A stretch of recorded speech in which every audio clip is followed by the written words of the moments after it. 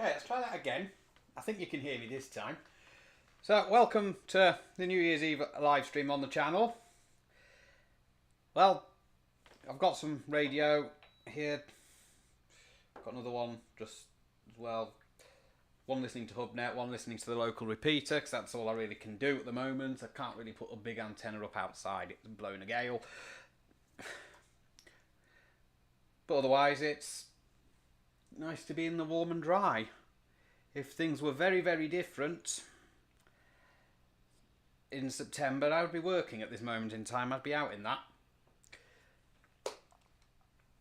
So maybe a blessing, maybe not, I don't know. So I've got tea as well. I've got teapot. It's my white one. It's not my red one with white spots, because that one makes funny cracking noises when I try and make tea in it now. It was quite expensive, but these things happen.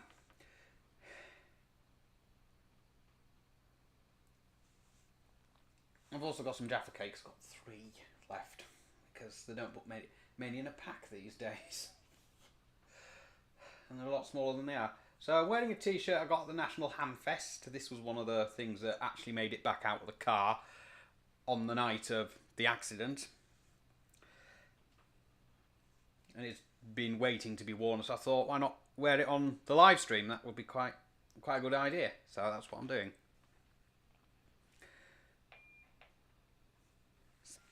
So this year didn't go quite to plan, even though it went off to a good start. I'm going to bring the microphone closer, so I think the microphone might be a wee bit too far away. There, I think that's better now. Yeah, that looks better on my levels. So at the moment, things have obviously gone bad, but at the start of the year, things were very, very different. I need to see my entire live chat, because I can't see my live chat for some reason. There we go. Well, I think I can. So things were very, very different. At the start of the year, I was all looking forward to get myself away on my break in America, which was very nice. It was an enjoyable little time had by all. My friend in Scarborough, she went to do whatever she was doing, which was a cruiser, Star Trek cruise nonetheless. She wanted me to go, but I couldn't. So in the end, I'm going to have to explain later what happened. But it didn't happen until a few months later after I was back. It's one of those things that just came out of the blue.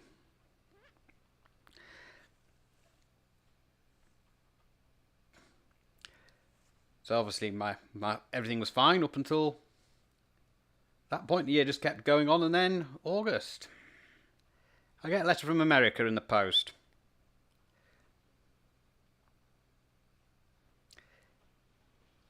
Divorce papers, basically. That's what it was.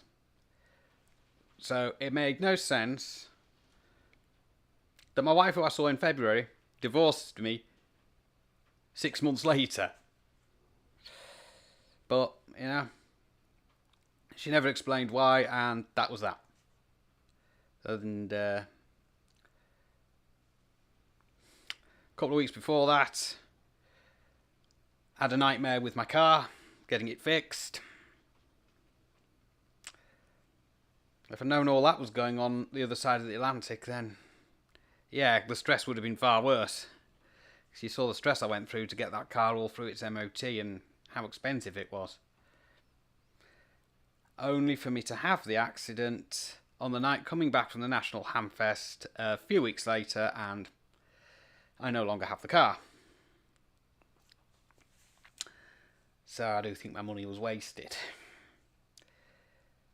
And obviously I've been trying to recover from the stress from that, and that's had an impact on the channel as well, which hasn't been that great, but we're getting there. We're getting there.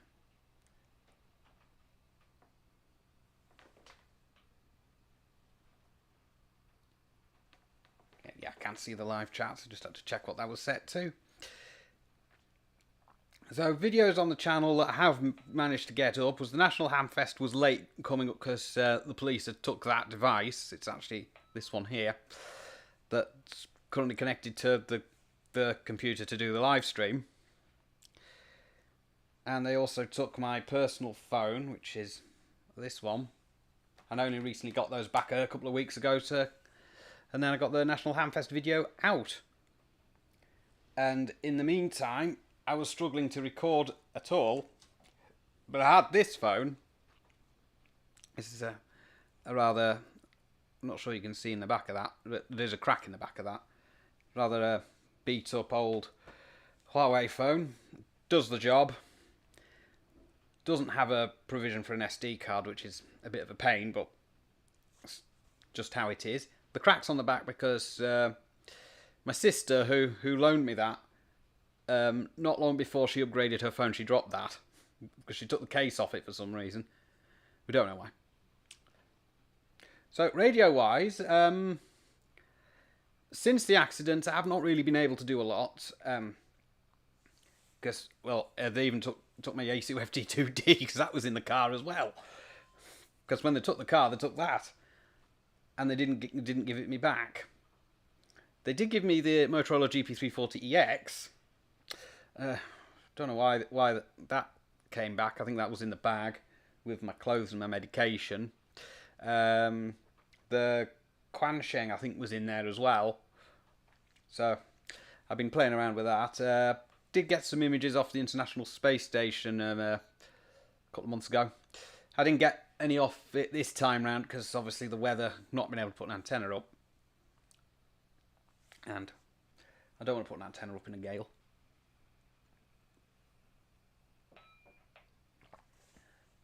So I'm actually monitoring the Hubnet at the moment, and I'm monitoring the GB3IR repeater up in Richmond. So if you're close to that repeater, I'll hear you.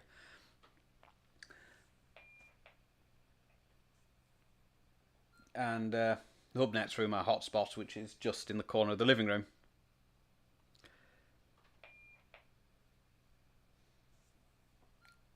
I can have one of these Jaffa cakes, they're tempting me. I've got something for when we get to midnight, which will be a while, and I'll probably stop for a quick breather, because I don't really want to do full 2 hours of talking. I could do full 2 hours of talking. Yeah, I am doing well with everything that's being thrown at me. Definitely. Definitely. I'm getting there.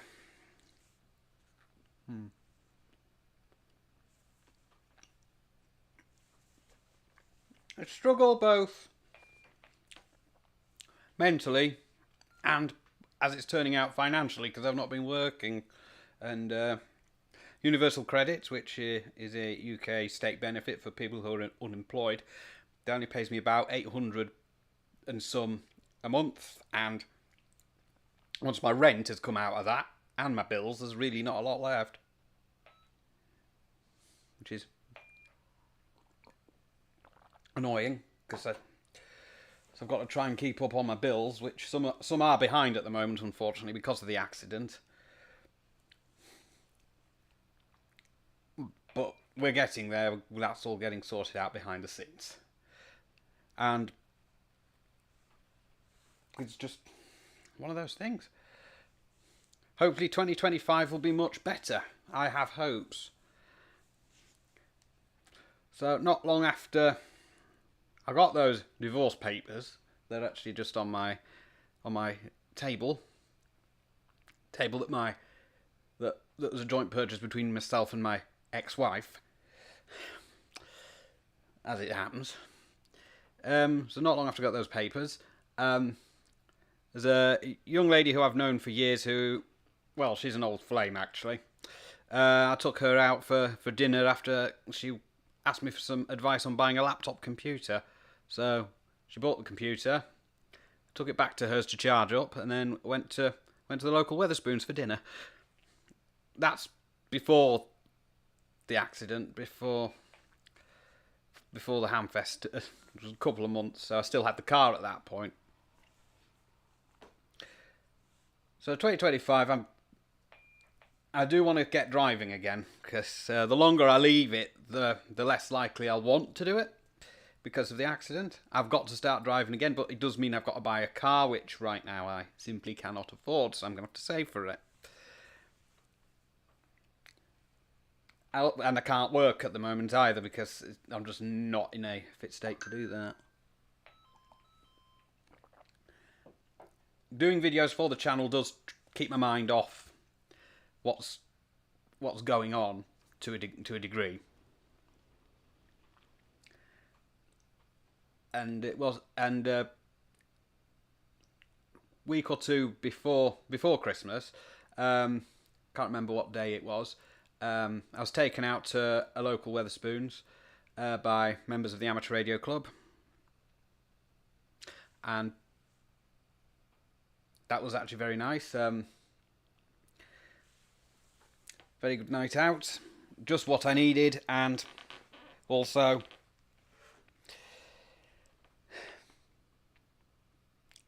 well, help me take my mind off things, basically. I was trying to think of the right words. Sometimes I can think of the right words, sometimes I can't. It's just one of those things, I suppose. I was wondering what that was. It's the milk for my tea. You know, bottle of milk out the fridge for my tea. As I've got a pot full there and be drinking a lot of tea during the live stream. Oof. So, radio-wise, I do hope to do more radio. Certainly going to try and figure out the best way of doing it. Whether I'm still in this flat by this time next year, I don't know yet, but we'll see. Even though I am managing to pay the rent, I'm obviously struggling to stay ahead with the rent. But at the end of the day, they're aware, they know, and we'll just see what happens from there. Obviously, one of the things I had to do earlier in the year was sell my Yaesu FT991A. I really did not want to do that, but I had no choice because the money from that eventually went towards paying the rent rather than paying for the car repairs. That was paid through other means. But I needed the money regardless, and that was that. I sold some other radio bits as well, but I haven't got any other radios to actually sell now, really. I do have radios, but none that I can sell. I've got my FTM 400 out of the car. That's on my desk at the moment. I've been running that off a battery now and again. Not that there's much point, because I can't connect an antenna up to it at the moment. I initially put it on to test it, and it works fine.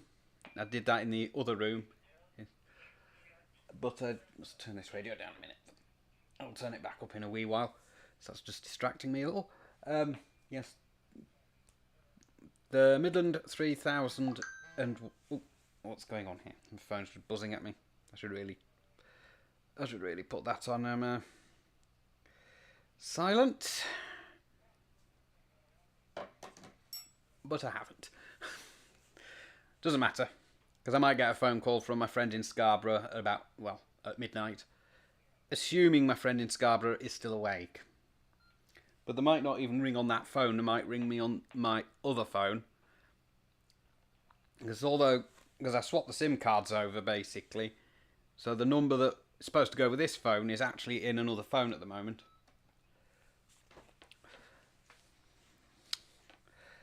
And I only did that because I like that phone, and I wanted just to keep the number I've got at the moment, which is just temporary until I can sort out the bill for the other one, because that does need to be paid. There is an outstanding balance on that. Again, accident. That's unfortunately what happened. Yes, so getting back to where I was. So the Midland 3001.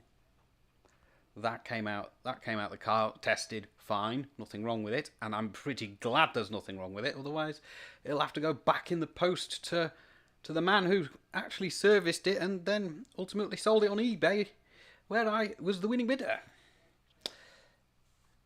Yeah, there's Richard at UK FMCB Radio Servicing who actually serviced that Midland 3001 and put it on eBay, and then I ended up buying it, and up until the accident I was using it most of the time, not all of the time, because I had a CB radio already in the car. I was going to swap it over and everything, but that's obviously not going to happen now. So that Midland will go into a car in the future. When that will be, we'll see.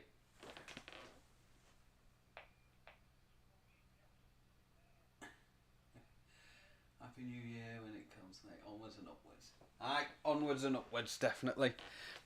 Definitely onwards and upwards. It's going to be better.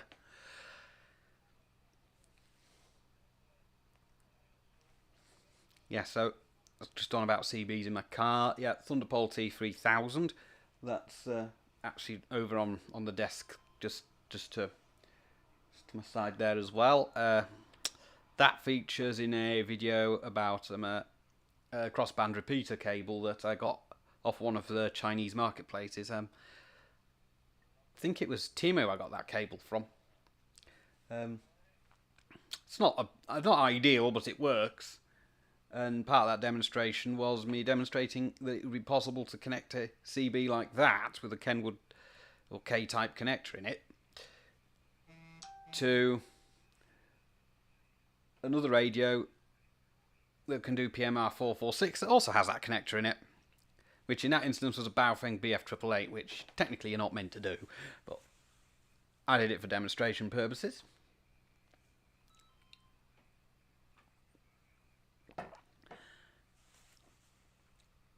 I can't look at any other radios on the channel at the moment because obviously funds aren't going to allow me to buy any. So I can do stuff with radios. I haven't had a proper look at this Quan Sheng. I have looked at it on the channel, but I've not had a proper play with it really since I got it, because I mainly use my Yaesu FT2D. Now, this one's lost its original antenna. I don't know where that's gone. I took it off and it's since disappeared, so I've just stuck this very rubbishy, quite questionable Nagoya 771 onto it. I'm not sure if it's a real one or a fake one, but it seems to be working. The only way I'd know is if I was to cut it open, and I really don't want to do that.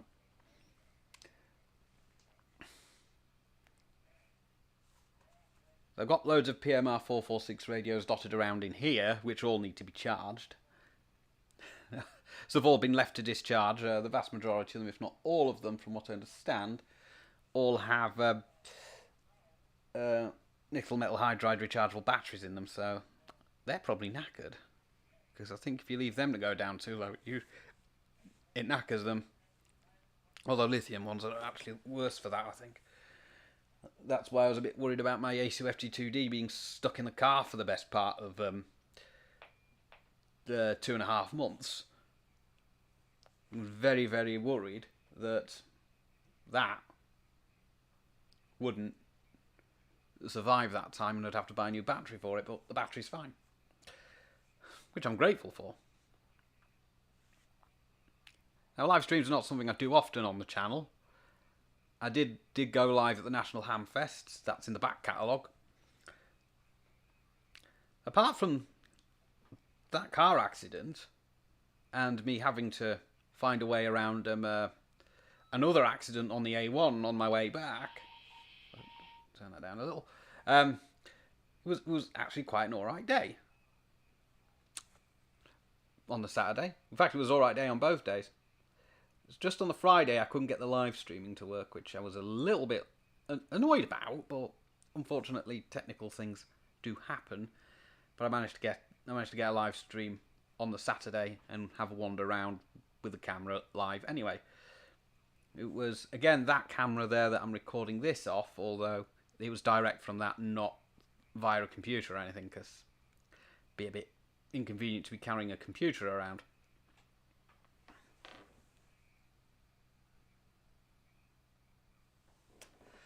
Why didn't she stay in the UK? Yeah, it was visa and immigration problems.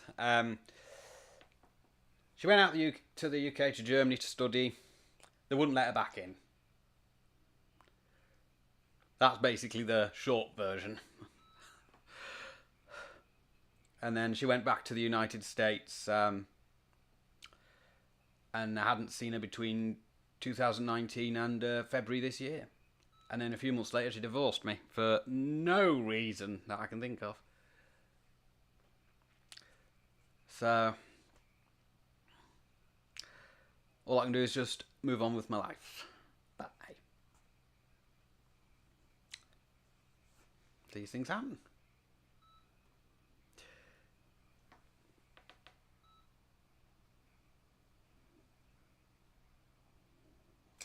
Yeah, I agree. Let's hope it is a better 2025. I do have hopes that it's going to be better. I mean, there's still obviously things that fall out of the car accident, which was basically the big thing. But obviously I'm getting all that sorted out behind the scenes, and hopefully with a bit of luck it'll all come good. I mean, that's what everyone says, it'll come good. And I've got plenty more time to play radio and do the YouTube channel, because if anything's going to keep me sane, it'll be doing YouTube videos, although I am getting actual proper therapy as well for the mental health issues from the accident. I've been having very heightened anxiety to the point of which it's actually quite uncomfortable for me to leave the house. But I do leave the house if I push myself to do it, to obviously get groceries and things, that sort of thing. And driving a car, whether I'll be able to manage that again, we'll see. Because at the end of the police investigation, it was found that there was no wrongdoing on my part, which I was actually very relieved about. If it wasn't for the dash cam that was in the car, which the police actually still have, they haven't given me that back yet, then I could have got points on my licence, or worse. But no, my licence is fine. That's survived another day. It's just going to be insuring another car that's going to be the problem. Because obviously I'll have to tell them about the accident, won't I? And I take out another insurance policy. But I'll cross that bridge when I come to it, when I actually get another car, which isn't going to be straight away. So I'm going to set up a car fund. Well, I'm already starting to save now as we speak. It's in the region of pennies, because there's very little spare money for me at the end of a month at the moment. But hopefully in the new year, that situation should change as well. But how it changes remains to be seen.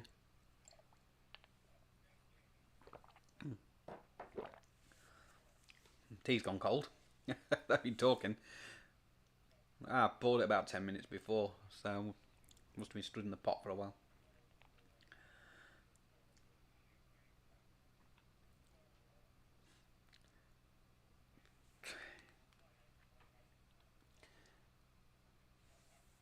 So there was a lot I wanted to do for the channel after the National Hamfest, which couldn't happen because of the car being taken off me, obviously the accident and everything.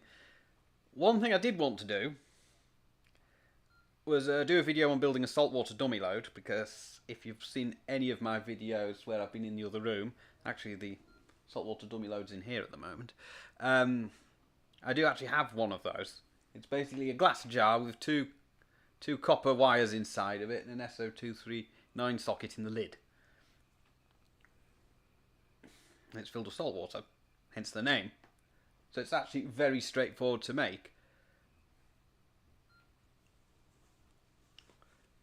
Though when I made that one, I did use a CB radio to balance it out to actually get it to be a 1-to-1 or close as possible, because you got to balance the amount of salt in the water and you put too much salt in the water, or too little salt in the water, it has an effect.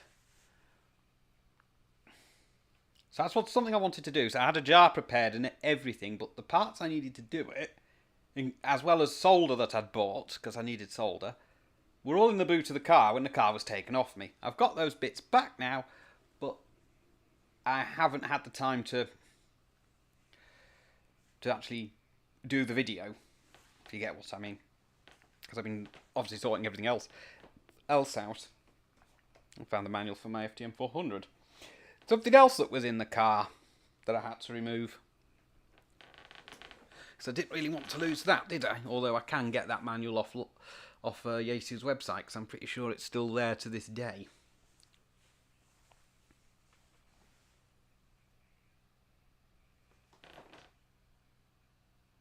Have you thought about repairing radios for other people? I have thought about doing that, but the problem I've got is the test gear I've got, the vast majority of it came from AliExpress and Banggood, and isn't really up to proper standards. So I'm a bit wary about doing that. I do actually have a synapse meter as well, which was one of the ones that Noxy Man was doing. So I can actually do that sort of thing to make sure it's tuned up properly. Although the problem with a lot of modern radios is they all have surface mount components in them, so there's very little to fix. The older stuff I can probably do, because I do have enough knowledge to do that. But it's just obviously I've got to make sure it's done properly. And it's also things like harmonics, which you obviously need to get rid of if you're tuning up a radio or anything. You've got to make sure that they're well in specification, which is why I've got the Tiny SA. This is a Tiny SA Ultra that got the National Hamfest. I do actually have the smaller one somewhere as well. So I did see it earlier. I don't have any attenuators for that, because I would need, I'd need to connect the radio straight to it via an attenuator if I want to measure harmonics. So the equipment I've got isn't proper calibrated or anything, and really if I'm going to do that for people, then I'd rather make sure I'm using stuff that's calibrated.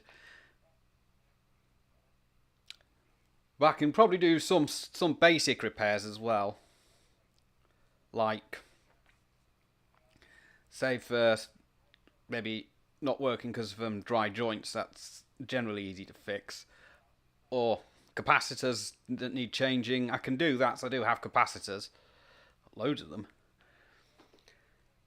In fact, I did have to break out my capacitors, was either yesterday or the day before. I do have a fault with my microwave oven. It's not doing it at the moment, but I do have a fault with it, in which the selector on the front of it's just doesn't know where it is. And I thought there was a problem maybe inside somewhere, and there was only one electrolytic capacitor which I changed, and that didn't clear the fault. So I think it's the type of switch they're using, which is a rotary encoder, which turns out actually does go all the way around, but there's an end stop actually on the plastic trim of the control panel. That was a scary job anyway, taking the lid off that, because of nasty high voltage stuff in there. There's one thing I'm scared to repair, it's a microwave oven. The other thing usually that I'm a bit scared of opening is a television with a cathode ray tube in it, but when I was a lot younger I used to open them up quite fearlessly.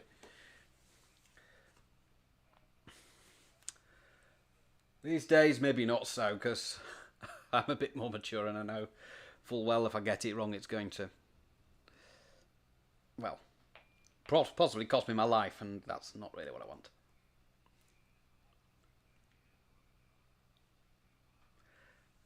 Right. I'm starting to run out of stuff to say already. So, plans for 2025. obviously non-radio related would be get a car eventually, because if you live where I live, a car is an absolute must. It honestly is. There's a bus stop outside these flats. The bus goes as far as Darlington. It's about half an hour, 40 minutes away. Maybe a little bit more than that from here. It also goes via Richmond, which is about 10 minutes away. It's about once every hour, I think, that bus runs. And that's and that's just in the one direction. So it's I think it's every half hour, one going past the local Tesco when it comes past, after it's gone past here, and going to Richmond and Darlington. If I want to go somewhere like Northallerton, which is where I tried to go to try and get this back, but it turned out they hadn't released it at that point. I have to go to Richmond and then get on another bus, which I could be waiting for the best part of 45 minutes for.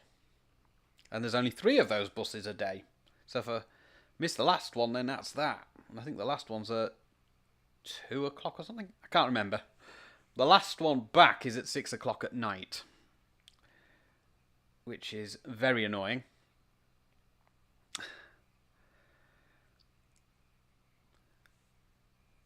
That's why I need a car, so I can go to these places with a bit of ease. Because I've found that when I've had the car, it's not ever been a problem. My lady friend in Northallerton, who I actually last saw in person before the accident, I was going to help her with car boot sale stuff, and I've still got the stuff that she wants to sell actually stored here. But obviously, I can't do any car boot sales with her in the summer months unless I get a car. So again, it's a bit of a problem, but we'll get there. It'll happen in time. Hopefully, I'll have a car by this time next year. It'll be an old banger, but it'll do. It'll do for what I want.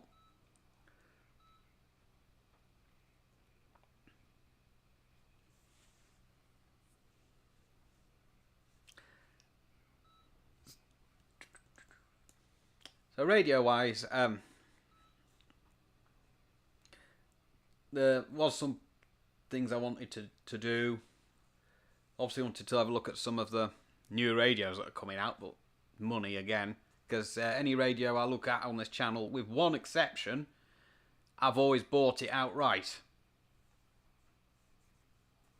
That one exception is a Thunderpole T800 more recent edition, which I think has an extra function in it, which I think is a PA function. I can't remember. I'd have to look into that. But that's the only radio that I actually ever didn't buy. That was one that Thunderpole sent me. And looking at radios would be nice. Do you still have the President Grant 2? Yes, I do still have the President Grant 2. It's getting serviced at the moment. It needs a service, so I'm servicing it at the moment. It's not been on the air for a while. It still works and everything. I've just not serviced it, so it needs a service. And I needed some multimeter probes for that, which guess where they were after I bought them? Because I bought those at the National Hamfest as well. They were in the car. But I've got those now, and they're connected up to the multimeter. I've just had to put that on pause for the moment because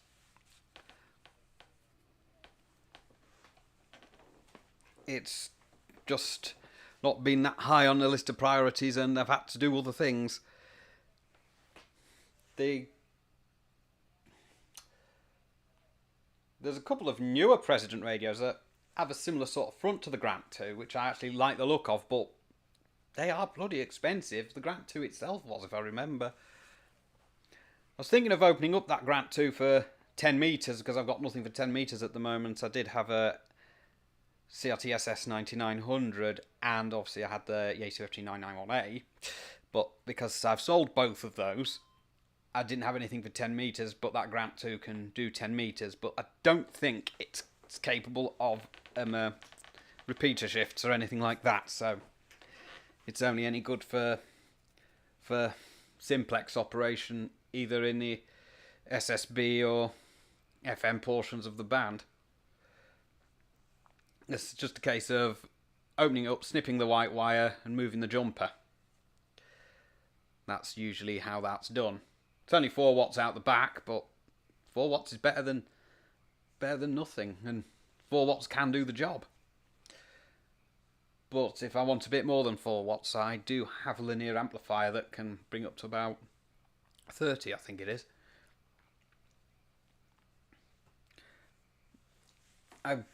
The story with that linear amplifier is it came as a part of a job lot of bits and pieces, CB bits and pieces, because it was a particular CB I wanted to buy, and I'd managed to buy it for a project that I never did. It was a Team Roadcom FS, which is one of the earlier DIN mounting radios with a speaker in the front. And I bought it for a project that I was going to do once things started to get back to normal, but finances didn't permit it, and nor did my ex-wife when she discovered what I wanted to do and what I wanted to do it with.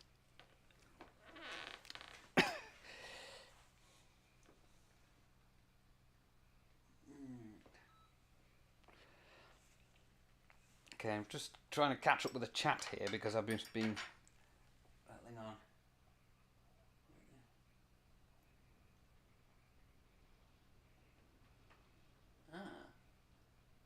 Washington. I've never actually had a look at that one, because obviously money, never been able to get hold of it, and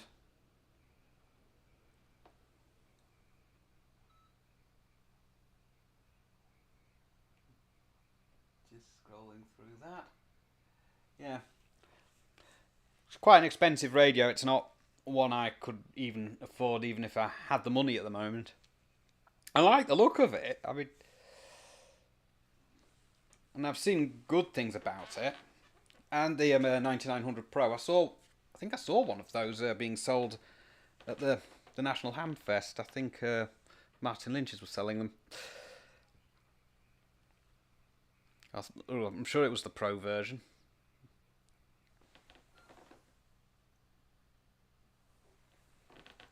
Yeah, it's about right. It's about very, very much the same as the Grant 2, except it's got a different display on the front of it.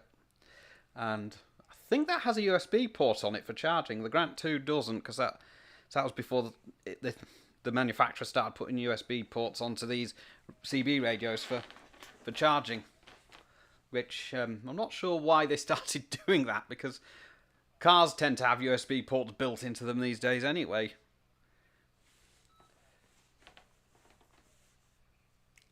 I can't remember how much power the Washington does either, but it's definitely more than 4 watts. The Grant 2 only does 4 watts because I think that's what the finals are rated as, I think. I don't know, I'd have to actually look at that. There's no heatsink on the Grant 2. There is on the premium version. That can do a little bit more, I think. I can't remember what that does. Ugh, sofa's squeaking.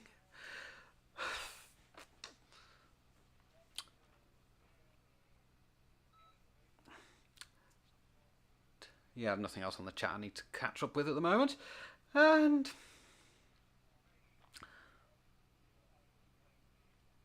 yes, I would like to have a look at some of these newer radios, but I'd have to look at them once I can actually buy them, because, like I said, every radio I've looked at on this channel, bar one, I've actually bought for full retail price. There's also a couple of handhelds I'm interested in looking at, as well as mobiles. There's that Thunderpole handheld, TX I think it's called. I've seen a lot of them good things about that. I've been wanting to have a look at it for a while. I've never bought one. So I do have some CB handhelds. I have a 1980s realistic TRC 1007 with an intact telescopic antenna. The only issue with that, there was a crack in the side of it. Still is. And when I bought it, somebody put 10 alkaline batteries in it, which you're not supposed to do. But it's still okay. It still works. Also got Midland 42 Multi, which is well, it's discontinued because it's a Midland 42 DS they have these days, which has an auto squelch on it. That's the only difference I can think of, and I think a different manufacturer as well. And what other handheld do I have? Intec H520 Plus handheld CB radio. Actually, there is another handheld I've got, handheld CB. It's Harvard 020. Bit of an odd one. It's got channels 14 and 19 in it rather than channels 14 and 30, which those normally do. It's absolutely rubbish, but it's actually quite quirky in its own right. I think it's in here and I think I can see it, but it's the other side of the room. We'll go get it, actually.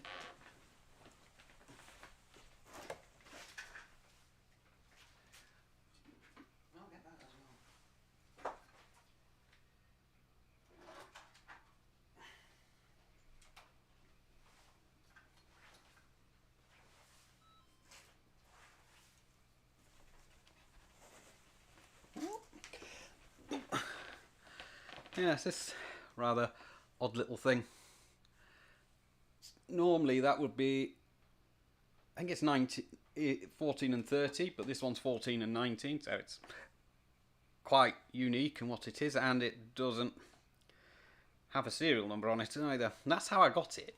I bought this alongside something else as well. I can't remember what I bought it with. Because there was another CB in that package, but I can't remember which one it was.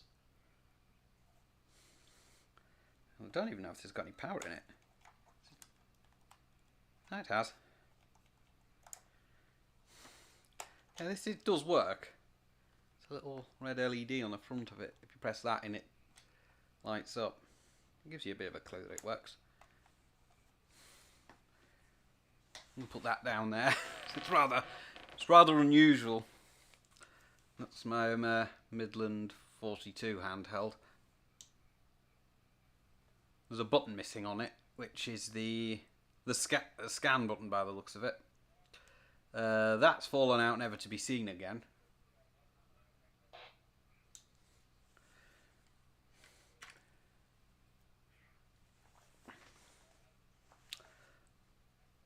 But that still works. It still transmits and receives. You wouldn't get far with this on it though. It's just a little rubber duck with a loading coil in it. You don't get far on those at all. I've got a telescopic CB antenna that came with a little mag mount, but you can either use it with a mag mount or you can use it actually straight on top of one of these radios. I'd personally prefer to use it on top of that, or I've got another long rubber duck antenna as well, but which I do use on those, which I prefer over those shorter ones because they are inherently useless. The phone's been dinging at me. It's mostly just telling me that it's yeah, it's telling me that my bedtime's at 10 o'clock, but not tonight. Yeah, that phone has a bedtime mode on it. And what that does is it switches it to black and white mode. I'd completely forgot I'd actually set that because I'd been in police evidence for 2.5 months. And it was dead when I got it back, so it went on charge. Now the camera I'm using, an Oppo Find X5 Lite. The charger for that can charge that up in the space of half an hour. It's quite quick.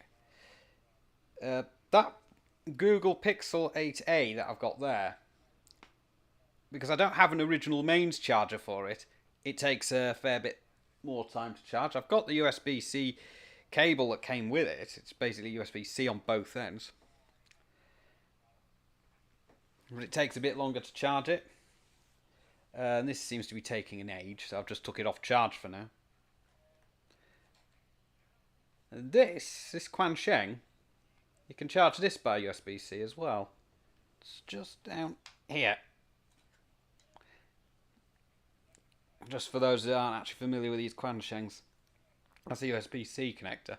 I don't think you can use that for data transfer. I think all you can do with that is charge the device, which is actually a better way of charging it than the drop-in charger that comes with those.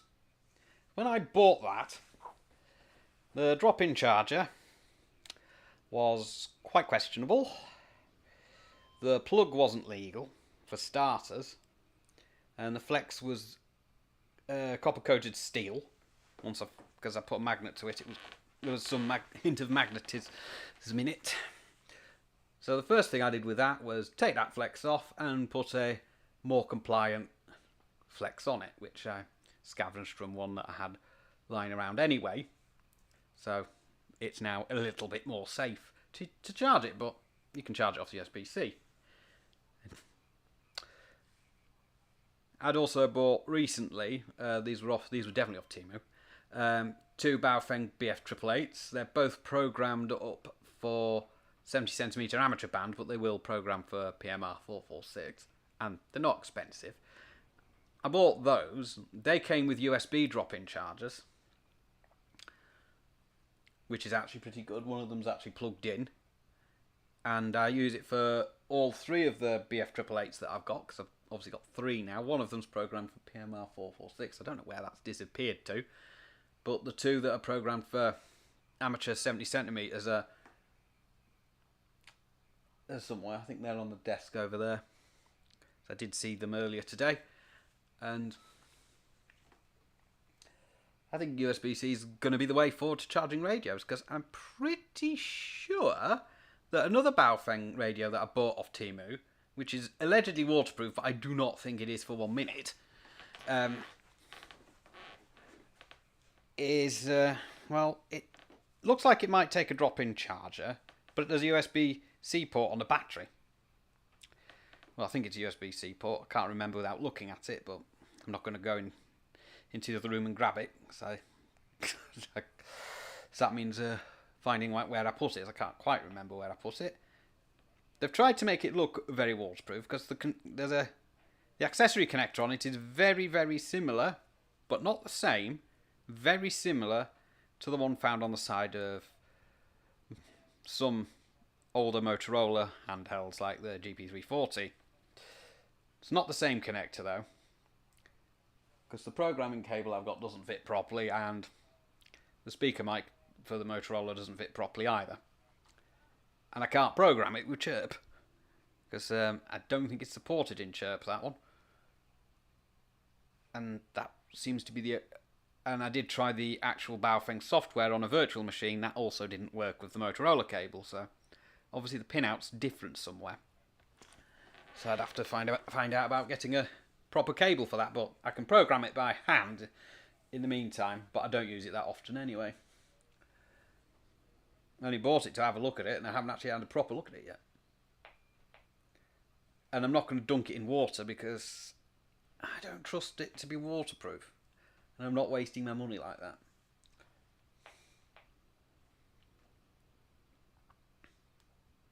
Just trying to think, what else? Oh, the repeater just lit up. The repeater's just sending its call sign in CW. Morse code. Does that every now and again when it's not being used.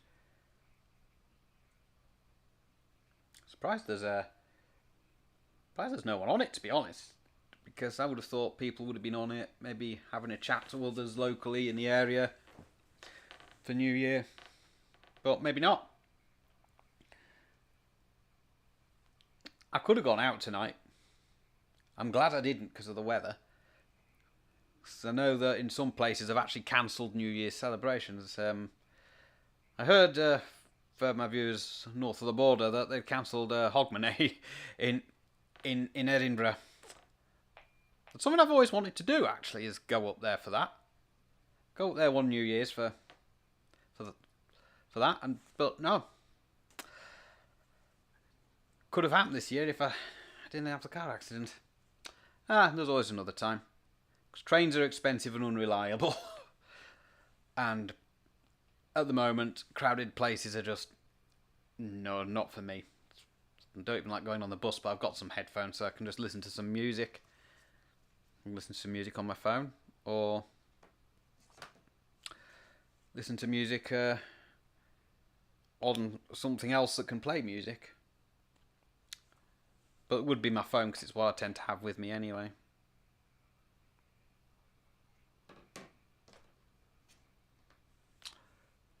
So we're almost up to the first hour, 10 minutes to go. It's gone a bit quicker than I was expecting. So I think the run up to between 10 and 11 will be quick, and 11 and 12 will be quick. I won't be stopping bang on 12. We'll obviously count down the new year in together, and we'll wish each other a happy new year and go from there. I'm monitoring the repeater on the Hubnet still, so if anyone's listening that's duly licensed, that's either in range of that repeater or can get on the Hubnet, but we probably couldn't at the moment because there's other people on there, then, well, do you know my call sign? It's actually on my shirt today. Let's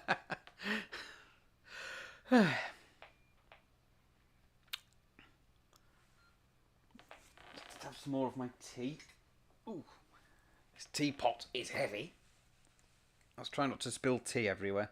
So that's because I accidentally spilt tea earlier. Ooh, let's go careful with this. Yeah. Because when I poured the first cup before I went live, I spilt tea everywhere.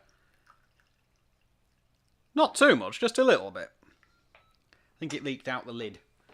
So that's my white teapot. There's also a purchase that I think was joint between me and the ex. The bigger teapot with the red one with the white spots, that was actually a wedding gift.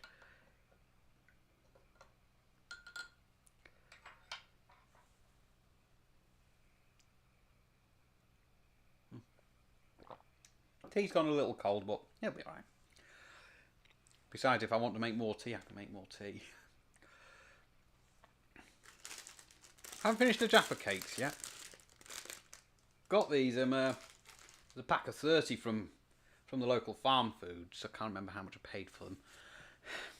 But when I opened it up, it was like tiny compared to, I could fit that like in the palm of my hand. Only Yorkshire tea here. Yeah, unfortunately, because of my financial situation, I can't have Yorkshire tea. That tea actually I had to buy from Lidl until I can afford Yorkshire tea again. One day I can, but not right now, sadly, because that's my tea of choice. But whilst I can't have it, I'm going to have to make do with whatever else.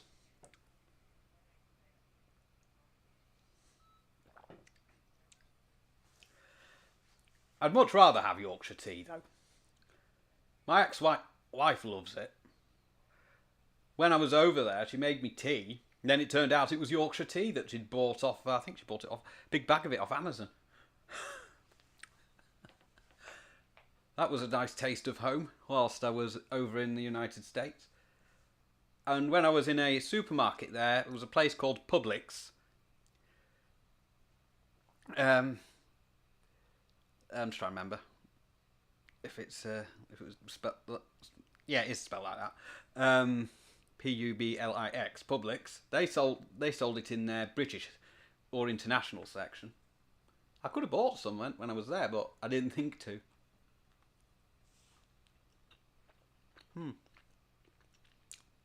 Besides, I wanted to try out the American stuff. Actually, in America, I was staying in a town in Florida called Titusville. That's like just across the way from the Kennedy Space Center. It's like literally a couple of minutes away. Have you ever played around with magnetic loops? Magnetic loops. Yes and no. I have a loop antenna here. I'm not sure whether that's specifically a magnetic loop, but it is a loop antenna. It's an antenna with a little twin tuning capacitor box that I got. I think I got it off AliExpress. I did a video on it. And it had this big thick piece of low loss coax acting as the loop itself. I think it would work better outdoors, and you couldn't put much power through it anyway. Something else I've built as well, which is in my shed, because I put it there after its first and only use with the 991A, was like a loop antenna made out of like a square spiral of wire. That's supposed to be a magnetic loop because it does actually have the tuning capacitor and a coupling loop on it. I don't think I had much success trying with that, but I think it was because it was quite low to the ground when I tried it. I'm going to have to get another HF rig or something before I can start testing magnetic loops again. I mean, I was going to build one out of some copper pipe, but I never did. Because I was just thinking of just going to a DIY shop, maybe B&Q or, well, not Homebase anymore, but back then that would have probably been the other option, or plumbing supplies for copper pipe, although that would have been quite expensive. And I would have had to have got a blowtorch as well. The tuning capacitor for the loop that I built, I actually managed to find the kit to build that. I think it was a Turkish Ham that was selling those on Etsy.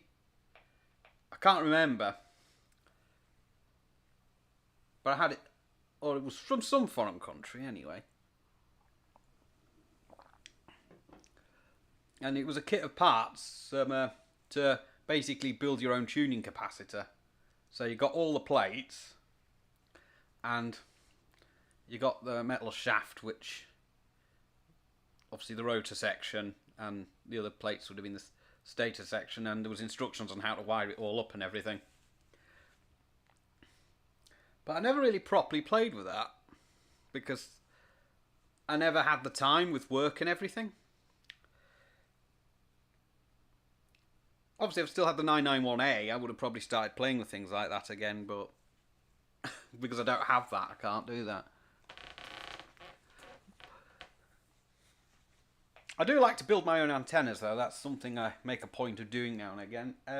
On the floor in here, because that's where it's been since I took it down. I haven't actually put it away. There's a flower pot antenna. It's basically a coaxial end-fed dipole inside a plastic tube, and it's a dual band one. Goes part way down the tube. There's a piece of foil which I've covered with white tape to help it blend in with the colour of the tube. So it works on 2 meters and 70 centimeters. I had it up last when the ISS was doing their last SSTV. It wasn't connected to a transceiver, it was actually connected to the SDR Play RSP1B, which is another National Hamfest purchase, and it's not in here at the moment, it's actually in the back room because I was using that to keep an eye on frequencies of whatever radio I was checking at the time, which might have been the Grant 2, I don't know. Possibly was.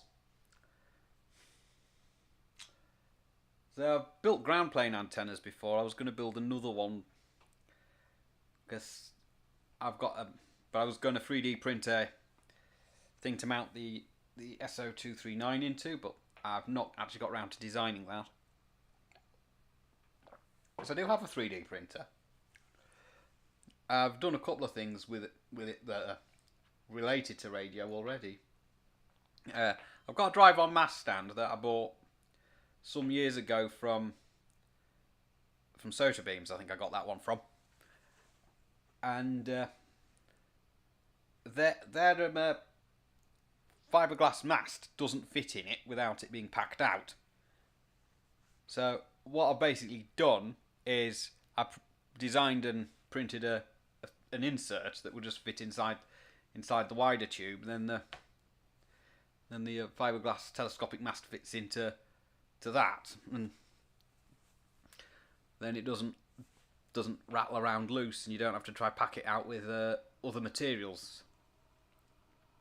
I haven't used the drive-on mast stand for a while, so the last time I operated portable was 145 Alive. I think that would have been September 2023. I think that was.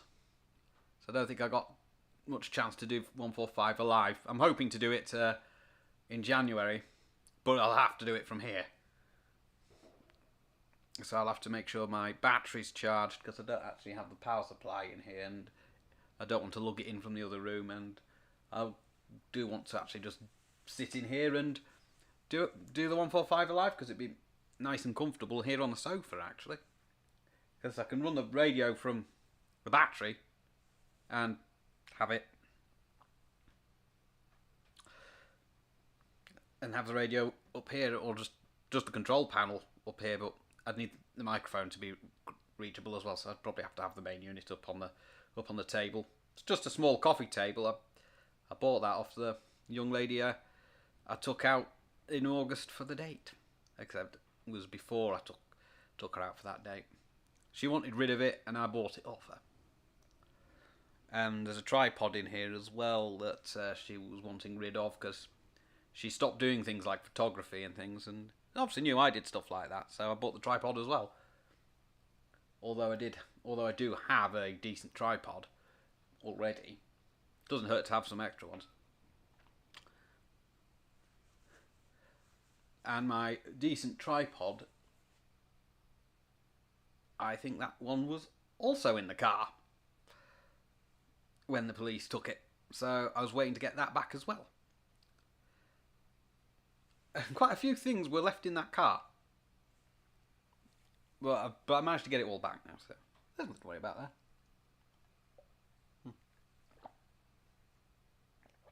Oh, it's just gone 10 o'clock. Oh, where's the time gone? Well, it's only been an hour. Well, it doesn't feel like an hour. It certainly doesn't.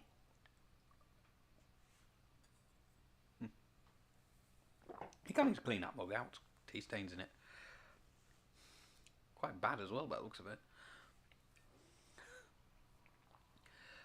Too much tea. That's my problem. Well, that mug anyway, my ex-wife bought that for me. She bought a matching one as well, which is still here, with her initial on it as well. It's just up on the table there. It's just filling up with dust and stuff. I don't use it. It is surprising she hasn't actually asked for anything back, but, you know. And if that had happened, that's something I could have done without, but never mind.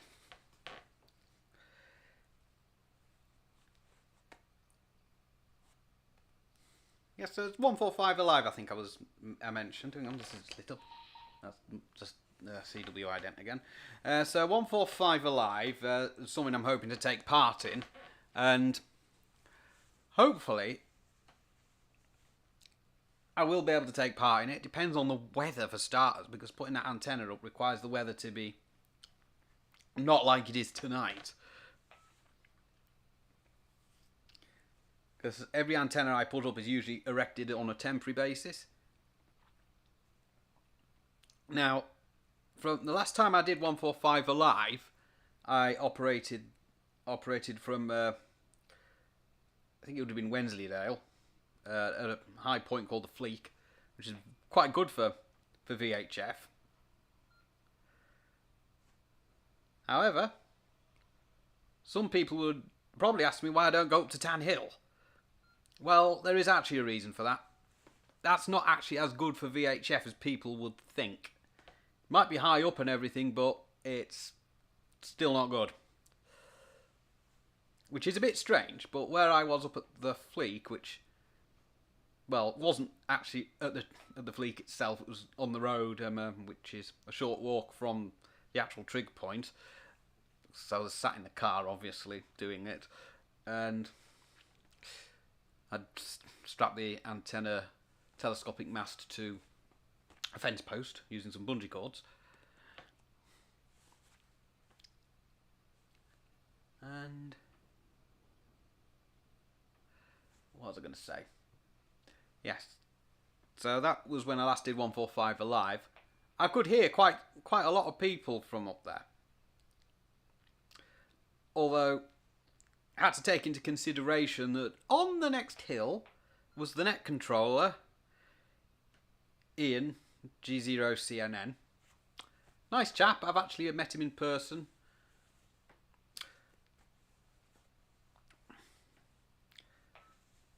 And I think it was him that actually suggested I go up to the Fleek. Well, yeah, it was a good place to do 145 Alive, so I could hear a lot of the other stations from up there, no problem at all. Down here at home, it's going to be a bit of a struggle to hear nearly all the stations. I'll hear Ian because of where he'll be located, but I probably won't hear many of the other ones. I might hear a couple over towards Middlesbrough and Hartlepool way, which, as long as that's clearing the roof, I could probably hear them. If I do take part in 145 Alive, I'd obviously film it for the channel and put it up, because that's one of the things I like to do, is try and put me actually being on the air on the channel, because I don't do that very often. Well, I haven't done it very often since the car accident, for starters, but I've been busy with my previous job that I'm no longer doing. Because obviously I need a car for that, and also I need to have enough confidence to drive to do that job.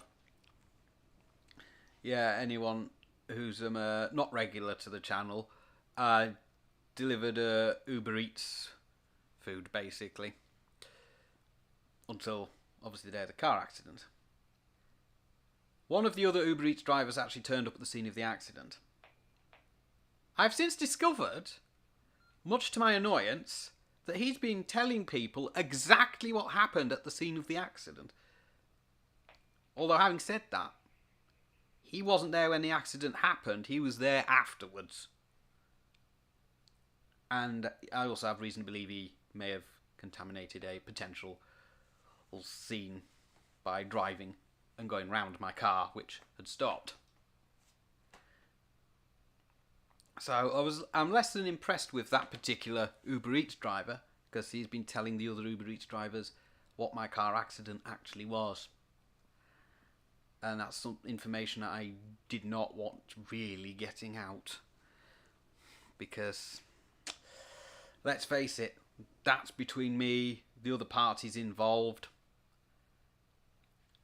and the police. That's not for someone to be going blabbing about. Like I've got enough stress to worry about with the flashbacks and other memories about that. So I definitely won't be doing Uber Eats again, or at least not around this area, if I ever do decide I'm going to do it again. But I don't think I'm going to do it again.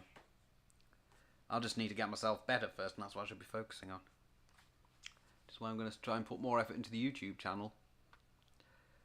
So if you have been watching and you've had any ads come up, that's because I've got the mid-roll ads turned on this, just to just to try and earn some money towards the channel, because I can't earn money towards the channel even from my own work, because I don't work now. Because I've been signed off since the car accident. Pretty much remain signed off until such times as I'm satisfied that I'm capable of going back into a workplace without anything bad happening. Now, before the accident, something I was planning on doing was applying to the local Amazon warehouse in Darlington, because I knew they would want to have taken on for over Christmas and Black Friday. Then the car accident happened and I could not apply for the job. Now, because Amazon pay quite well during their night shifts, I would have probably done quite well working there. I mean, I wouldn't want to work at Amazon right now, because that would be a very bad idea. And getting to Amazon's warehouse in Darlington, Amazon MME1, I'd have to get the bus to Darlington, and then the bus from Darlington Centre to the facility, and then I'd have to rely on there being a bus on the way back, which is another reason why I would need a car. But had I actually applied and the accident not had happened, that wouldn't be a problem. Because I've worked at that Amazon warehouse before, and it was alright. But I wish I'd stayed there, because if I'd stayed there, then I don't think my wife would have divorced me. She would have been here and everything would have been fine. Or I would have gone out there, because Amazon could quite easily have got me a job at one of their American places. I know people say bad things about working at Amazon, but I enjoyed it the last time, and nothing saying I wouldn't have enjoyed it this time round either. But unfortunately, things obviously happened that weren't supposed to happen, like the car accident, because that wasn't supposed to happen. And my phone is in bedtime mode. Come off. Yeah, so killing my spare time when I've not been making YouTube videos, I've basically been playing games on the phone. When I first started doing that, I was doing it that much, it had a bad effect on my eyes. Basically, my eyes were like, dry as hell, looking at the screen for far too long. And also, my sleeping pattern was already screwed up. That just didn't help, basically.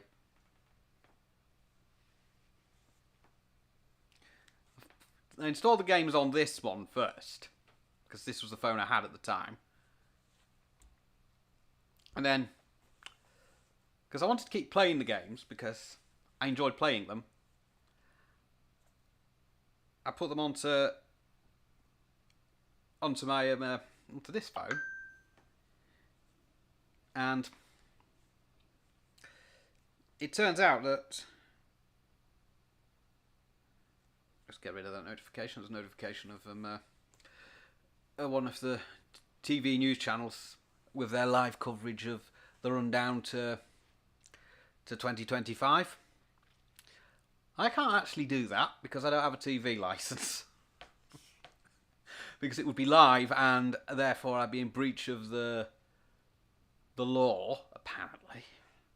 Don't get me started on that. Because I don't have a TV license. That's not something I want to buy, because it's a waste of money, because there's not really anything on TV that I want to watch anyway. Everything I watch is on YouTube, so the only reason why I'd have any kind of display device would be to watch YouTube. So watching YouTube videos, I don't need a TV license for that. I think the same applies to YouTube live streams, provided that they aren't by any of the major UK broadcasters. I could be wrong on that, but I'd rather not spend whatever it is these days. It's 100, I think it's 150 or 160 something, I can't remember. But it's not money I want to spend, it's a waste of money. That's why I don't have a. That's why I don't have a. Well, I did have a TV. I sold it. Well, I have one in the bedroom, but there's a Chromecast plugged into that. If I want a TV in the living room, I can just use that. It's a projector. All I've got to do is connect that to my computer and then project onto the wall straight opposite. Because I could, although the wall straight opposite's the chimney breast, and the chimney breast in here, for whatever reason, has got wood chip wallpaper on it, whereas the rest of the walls in here are just plain painted walls. There's also an automatic air freshener hung up on a nail in that wall, because I think a previous tenant might have had a clock up there. So I just used a nail for an automatic air freshener, which has not been used in a long time. The can in it's empty and the batteries are dead, I think. I'm not a big fan of automatic air fresheners.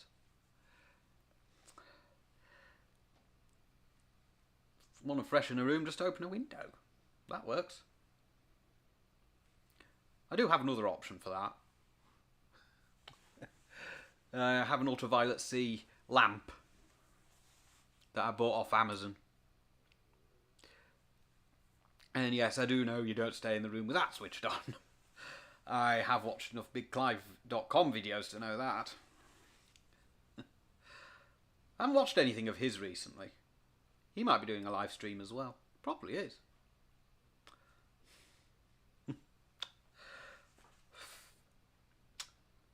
But his will be slightly more, well, his style, and possibly him drinking. Because he is Scottish. Although I'm part Scottish and I don't drink a lot, if at all. The ginger hair is pretty much a giveaway, and family hail from Berwick-upon-Tweed, which is a very lovely town. I recommend you visit. In fact, my young lady I know who lives in Durham went to visit Berwick-upon-Tweed, and she actually liked it. If I ever get myself up there again, that would be quite nice. I'll definitely play some radio while I'm up there.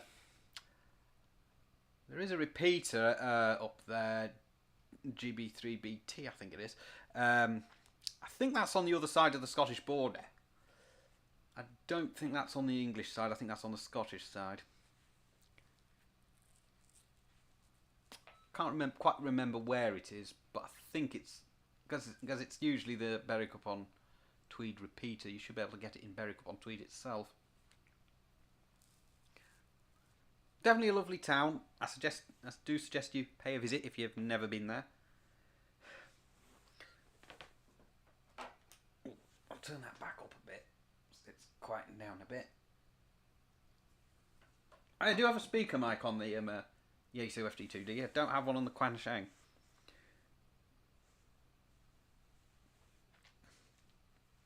There is one for the Quansheng somewhere. It's a Baofeng branded one that I bought off Temu. Works fine, does the job. It's interesting, it's got two buttons on it. It's got the PTT on the side of it, and then it's got a orange button on the top, like an emergency button, like you'd find on professional DMR radios or police radios or any radio that requires there to be a big orange button on the top. Yeah, my Motorola GP340EX, because that's a professional PMR type radio. That's got one of those big red buttons on the top. It's not programmed for anything, but if it was, it would be programmed as an emergency button. But because I programmed that radio for 70 centimeters amateur, I disabled that button. Bit of a swine to program that, because I've got to use a virtual machine. Oh, didn't quite hear that. Didn't even catch the call sign. Yeah, the repeater's still quiet. Yeah, so this Baofeng hand mic has this button on the top, but the way it's... What?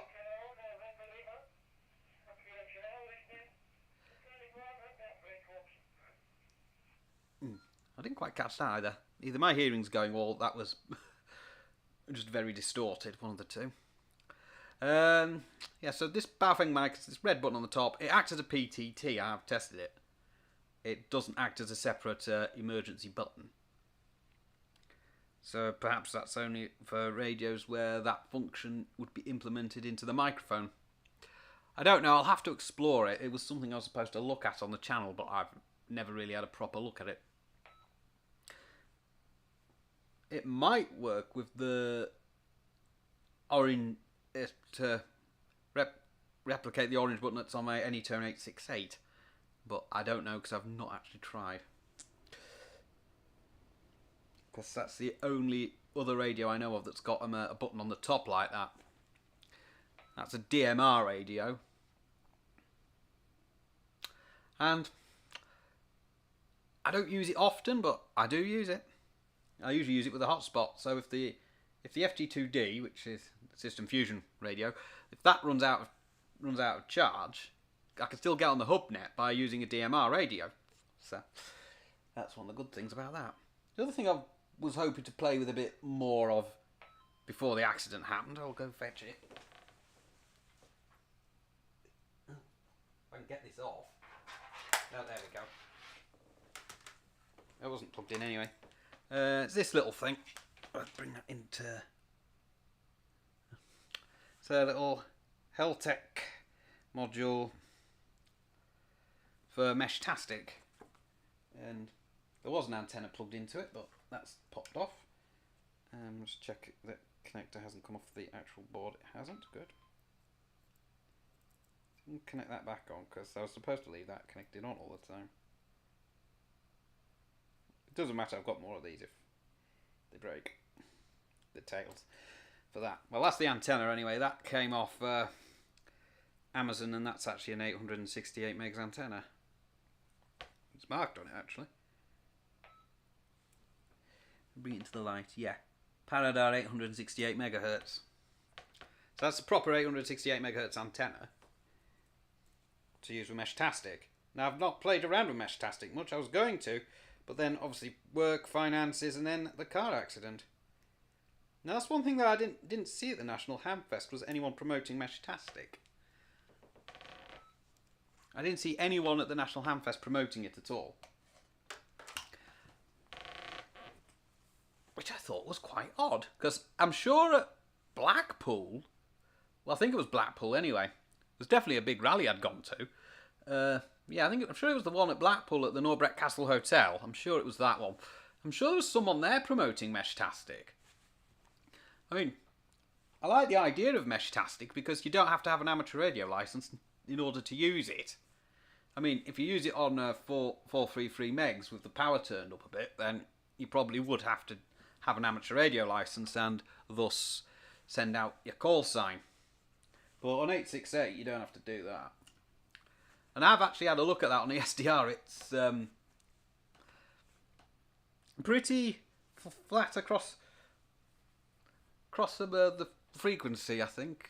Takes a lot of frequency space up. Just trying to think of the right word to describe it without powering it up and having a look. But yeah, quite a lot on 868, I think. I've got a thermostat in here that's on 868 megs as well, but that's a bit narrow bandwidth and only sends a transmission whenever it needs to communicate with a boiler, which is, well, when it gets up to temperature or when it goes below temperature, it needs to send a signal to the boiler. I didn't know what frequency that ran on until I actually had a look at the manual, because I knew it was wireless when they put it in. Then I looked at the manual and it said 868 megs. I was like, okay. So I cracked out the SDR I had at the time. I've still got it. Nulek Any SDR Smart. It's basically an RTL SDR with a SMA type antenna connector on it, which isn't much better than cheap plasticky TV dongle things that are based on the same sort of innards. Yeah, and sure enough, that was on 868 megs.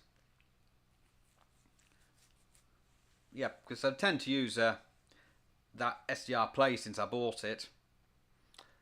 It's quite nice, that one, the RSP1B. It's like the RSP1A, except it's in a metal case, basically. I can't remember how much it was now, but it's good, and you're not constrained to Windows either, which is even better because I certainly don't like being constrained to having to use Windows for everything. I mean, programming Motorola radios, I don't have a lot of choice, but I use a virtual machine for that. But programming things like that Quansheng there, that's in front of me, I don't have to use Windows for that. I can pretty much use any operating system, provided it will run Chirp.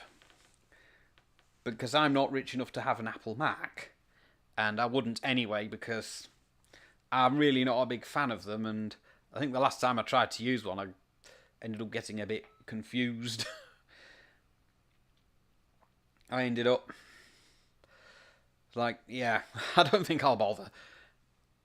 And for a basic one that's still very expensive, my desktop computer is quite powerful. The equivalent Mac would probably be cost at least twice as much as it cost me to build that.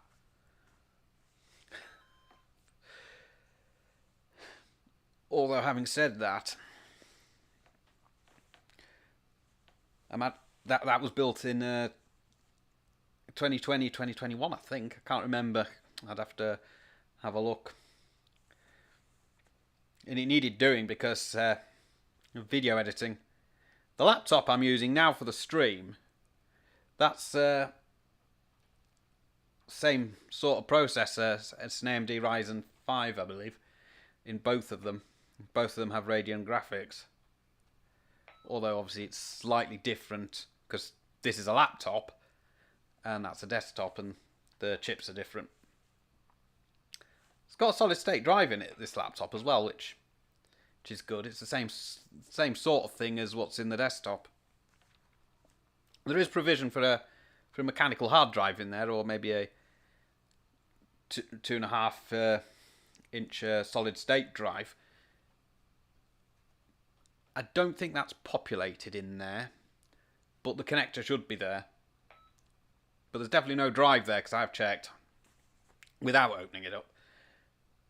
Because the only time I'll open that up is if I need to either change the boot drive because it's failed, or or change the battery because that's failed. It's currently running off the charger at the moment. This was actually a good buy as well, this laptop. I bought it from Cash Converters. It came with Windows 10 already on it. I was like, no, I'm not having Windows 10. I'm getting rid of that. The young lady that bought the laptop that I helped her buy, that had Windows 10 on it as well. It still does to this day. Because she won't budge when it comes to anything other than that. She needed a replacement laptop because what she had before was a netbook that was so old it was slow as a snail. And I've been meaning to ask if she can let me have that for once she's got all of her stuff off it. I mean, I can help her get her stuff off it, but whether anything comes of that remains to be seen. Because I wanted to use that machine for experiments, we shall say. So it would probably run Mint, I would think. Yeah, probably would. I'm not sure how well. I did have a Windows 10 tablet, and I was thinking of changing the operating system to the same as what's on my desktop and on this. And that didn't quite go to plan because the internal solid state drive in that tablet has in fact failed. It was cheap and Chinesey anyway. And it turns out the only way to fix that is, well, I'm going to need a hot air rework station and a ton of Kapton tape and the part itself, because that's going to fit the space. I do have a broken Lenovo Android tablet somewhere that might have the right part, but it might not. I don't know, because I've never opened it up. And I'm not planning on opening it up either until I can get something to open it up with. Or I could just replace the screen in that. because the screen's cracked. I think the digitizer for the touchscreen panel's all right, but I think the display itself's cracked and needs to be replaced. But that's not something I'm going to worry myself about because I don't tend to use tablets that often. The working tablet that I do have, the only thing I do with it is watch bigclive.com videos on it. That's all I use that for. Every other video I watch either on my phone or on my desktop computer over there, which I need to buy a monitor for that because I'm using an old TV at the moment, and that thing it spews out a lot of interference on PMR 446. It's nasty.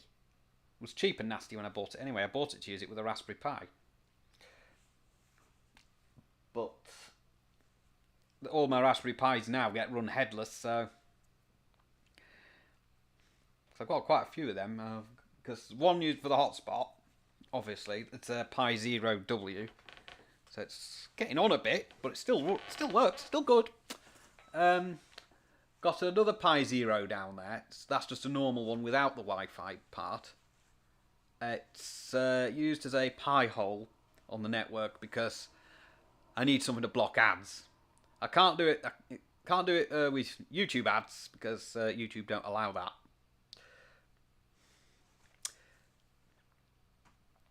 And besides, that's how people make money on this platform.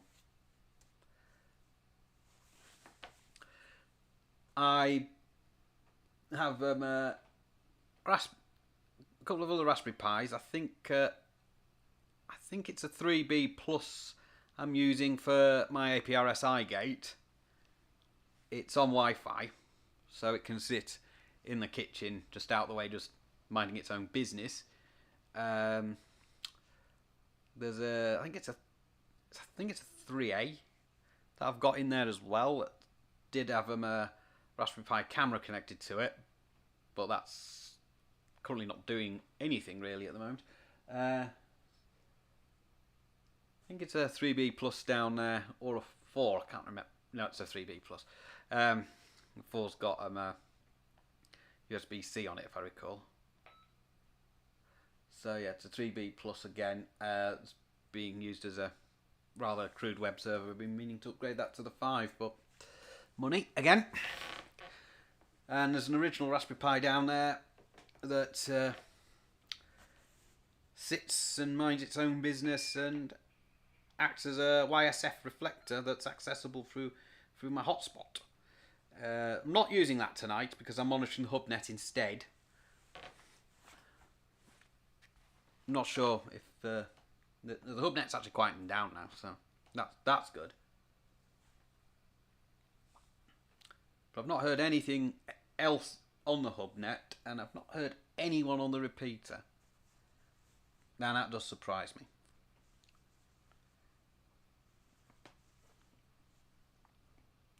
Do have a few repairs that I need to do as well, radio-wise. Firstly, just drag this out of here. It's got tangled with other wires as well, which is not helpful. Let's take that out of there. Is this old realistic scanner. Now you would have seen that in the little slideshow I was running before I started the stream. Now the switches on the front, these, there's something a bit iffy about it, and this automatic and manual control switch, there's something wrong with that as well. So I'll have to look into that. It's got 4 crystals in it. I think all the positions were occupied, but I think I pulled some of them out. Might have misplaced some of them, I don't know. So that's one of my repairs that I need to do, radio-wise. And there is... what else is there? Radio repairs that I need to do. That was definitely one of them. I do have another crystal-controlled scanner. That works fine. I don't need to do anything to it. This was one of my radio repairs. There was another one I was trying to think of. Not my Grant 2, because I know that's working fine. I'm trying to think. There was something else I needed to repair. I can't remember what it is. Oh yeah, I know what it is now. Something needs a new transistor that's quite hard to get. It's like it's called a Midland Deluxe Ready Rescue. When I bought it, it was working, but the PTT button's a bit dodgy, so I think something's gone a bit wrong. I've changed the PTT button in it for a new switch, but I've never changed the transistor, so that's been on my list of things to do for quite some time. And I'm just trying to think what else there is repair-wise. I don't think there's anything else I can think of that needs repairing. I know my Grant 2's on the bench for a service, because that's where I've got it right now. On the bench, being serviced. I'm just trying to think, to be honest. I'm sure there was something else I needed to repair, but I can't remember what it was. Yeah, it'll come back to me. Oh, it's a GT Retro World. Yes, it is. Yeah. Good evening to you as well. Well, yeah, all the best. Hopefully it'll be a good 2025. Yeah, where was I? Yes, repairs. I'm trying to think what else I need to repair. I don't think there's anything else I need to repair. I'm sure there was, but if there is, there is. There isn't, there isn't. Right. It'll come to me if there is. So I think there was a reason I needed to buy some more lead solder that I bought at the National Hamfest, but didn't get it out of my car for about 2.5 months. And I had to put the job on hold. Can't remember what that was. It certainly wasn't that my attempt at repairing the annoying fault on my microwave, because I have absolutely no idea what's causing that, but I have my suspicions. So I'm probably not going to look into that again, although I might need to put a new lamp in it, because the lamp's not working. But that seems to have only happened after I opened it up, so that could have been something I forgot to connect. But I'm a bit wary of taking the lid back off that, because of very spicy voltages inside. We'll say no more on that. I'm sure there was something else I needed to repair, but I can't remember what it was. I'm sure there's a few repairs on my bench that need looking at. Well, I might also have to turn that volume up on that microphone. It seems a bit quiet. Let's see. So the microphone's running through a mixing desk. Cheap Chinese mixing desk that I bought off Amazon. Well, 2020 actually. I think I might have bought that. I think it was when I was working at Amazon. I might have got it at a discount. And obviously the cable that's feeding the microphone as well, because it's phantom power, 48 volt phantom power microphone. So it's like a proper studio microphone, although that's cheap and Chinesey as well.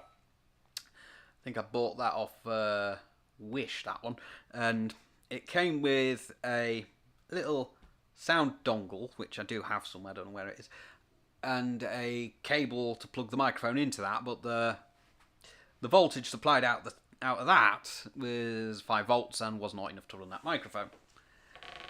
So it was quiet as a mouse. That's why I decided to get something a little bit better rated. And I've got a even bigger mixing desk connected to my desktop computer.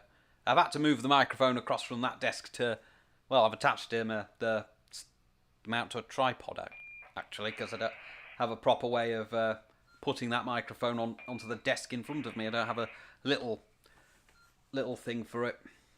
I'm going to have to get a microphone like that I can just put in front of me for these live streams. But again, money. It's all money. Everything I think of, the only obstacle is money. Because obviously I'm not earning a lot of money after my car accident.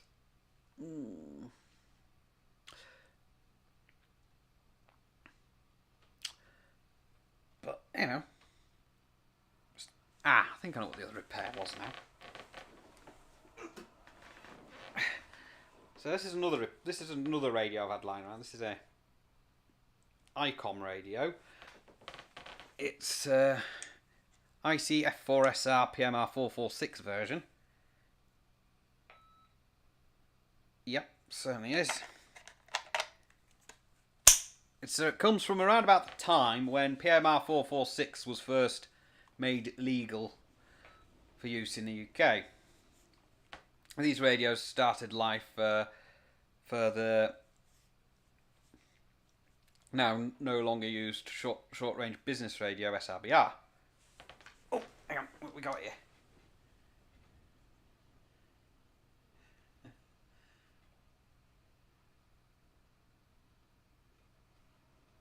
A good lady bought me some studio speakers and a Focusrite studio bundle for Christmas. I'm still figuring it out, but quite impressive. Yeah, that sounds quite good actually.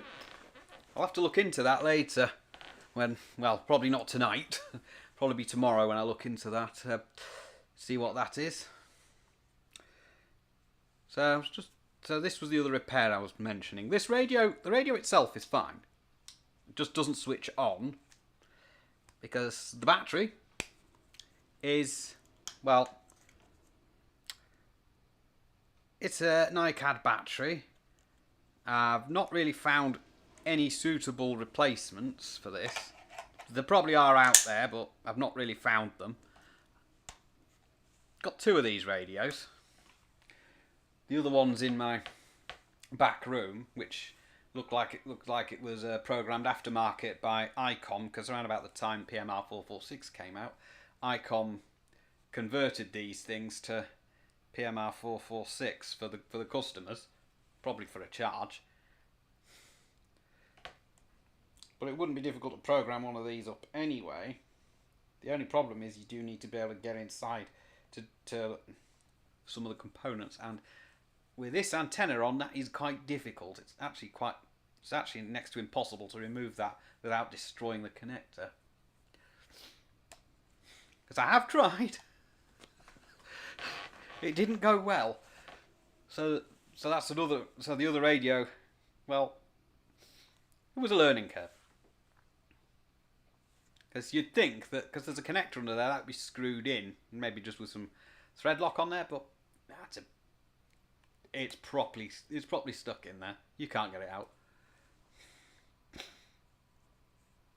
And the programming software for this will be probably for MS-DOS, so because it's that old. And it is a radio I want to get working and get tested. And it requires me to buy some batteries because I've got the other battery in bits on my other desk there. I just need I need a spot welder to obviously wire those batteries up as well, and it would have to be nickel metal hydride batteries. Well, the other option is buy a pre-made pack, because you can get those for like alarm systems and things, and it would come to the right voltage. And then I'd have to work out how to charge them. I mean, I could USB charge, but that would take an absolute age. But that depends on what the ultimate voltage will be. 9.6, yeah, USB wouldn't do it. So.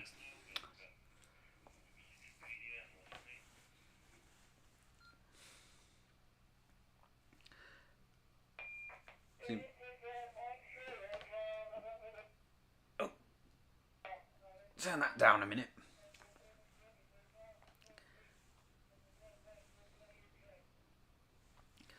That was just the Hubnet waking up. So, I don't think there's any other repairs I need to do. Oh, those are two bow things I was looking for earlier. And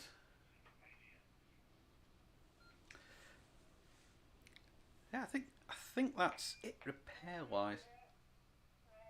Actually, no, thinking about it, the cable for the microphone for my President Grant 2, that needs to be looked at, because I think it's slightly broken right at the connector, So I'd probably have to chop the connector off and put a new one on.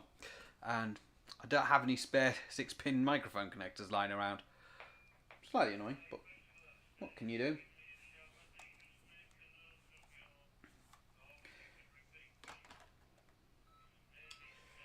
So there's quite a lot of things I've got to think about that need money. First thing I need to do is get another car, really. So that is definitely something I'm going to hope to get. So I'm already starting to look at cars. I mean, so I've got an idea of how much money I'm going to be able to spend on something that's not going to fail its MOT within a year. Because that's not something I could be doing with. Because, well, it reminds me of the story of my first car. My first car was a Peugeot 106. It was from 1997. So it's an R-Edge for those of you in the UK. I had it 8 months, took it in for an MOT, failed miserably because it was held together underneath with rust. That's the short story. So I scrapped that and then got a Toyota Aygo, a silver one. Had that for a couple of years and replaced it for the white Aygo that I had for about 2 years. And then, obviously, because I needed a bigger car than an Aygo, I had to look for something slightly bigger. So I got the Sandero, and I had that right up until the night of the accident. Well, technically it's still my name on the logbook until the finance company put it into trade, because the finance company are unfortunately repossessing it.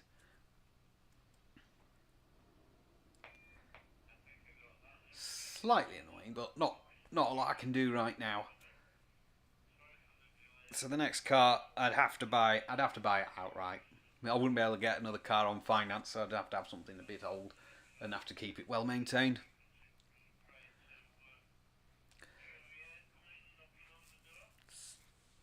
So I'm just looking around on Auto Trader and such like to see what's out there, see what I can get for a reasonable amount of money. And that's not too small either, because I don't really want a car that's too small. I mean, because of 4 years or so of owning 2 Aigos, I discovered that they just really are not practical cars. They're all right to drive around, they get you from A to B, but they're not practical, especially for someone like me who needs to be able to put radio equipment in the car. So anything that's not, well, I'm just thinking, Corsas are alright. I mean, my friend in Scarborough, her dad has a Corsa at the moment. He's not had it that long. He's had it long. I think he's had it about maybe a year or so.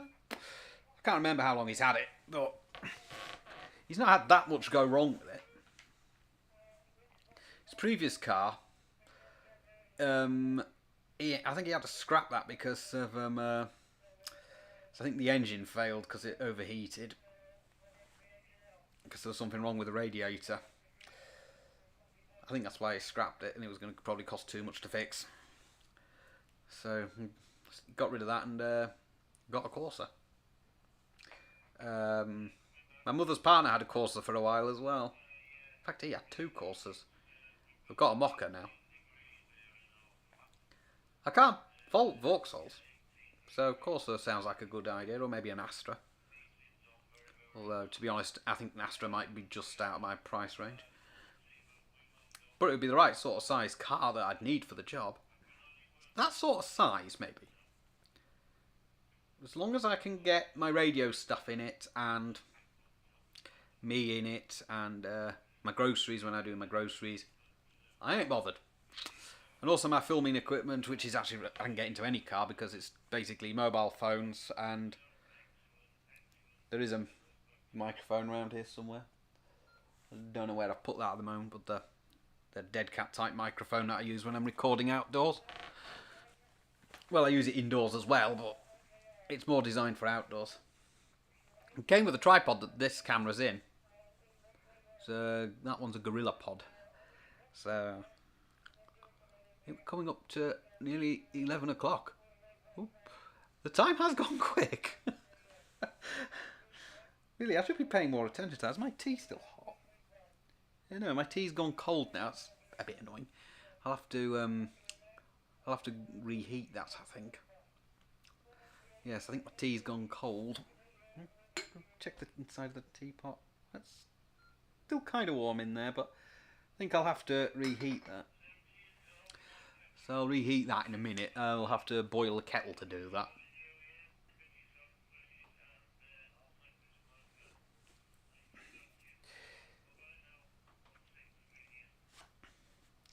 So I'm thinking of, my sister hasn't asked for this back. I'm thinking of using this as another camera.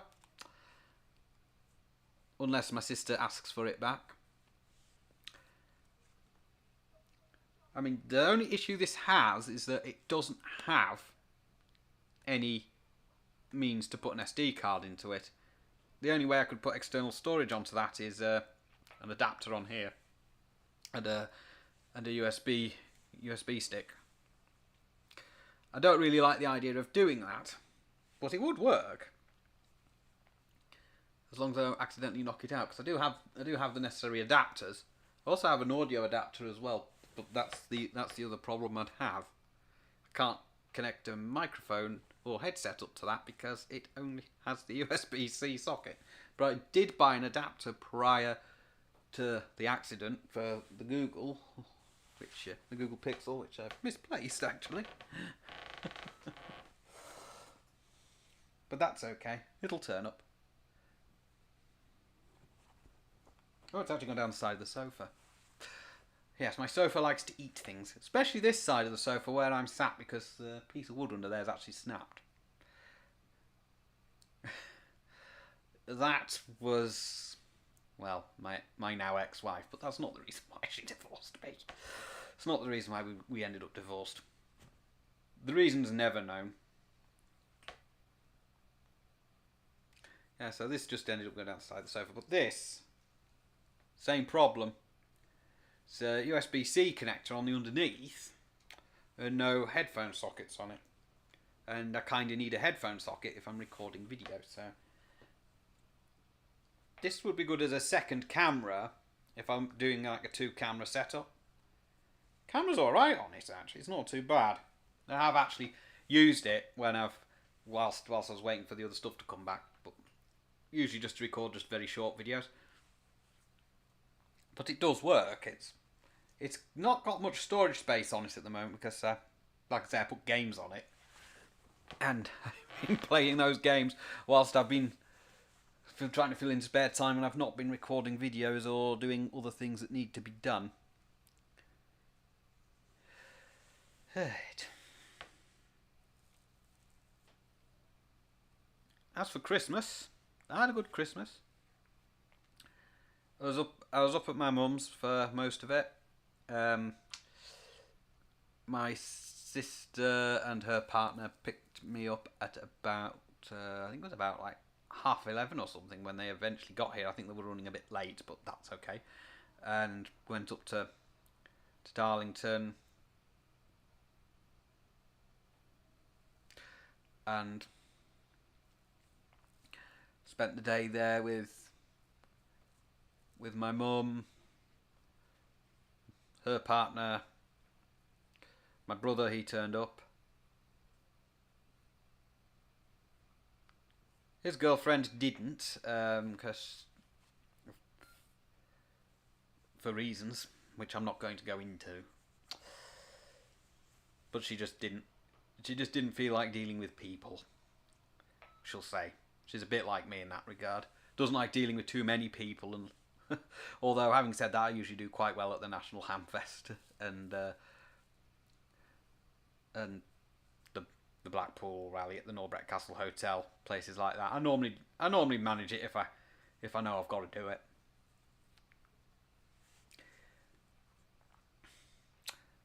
And then I got some news while I was there that my other sister, who lives in Australia,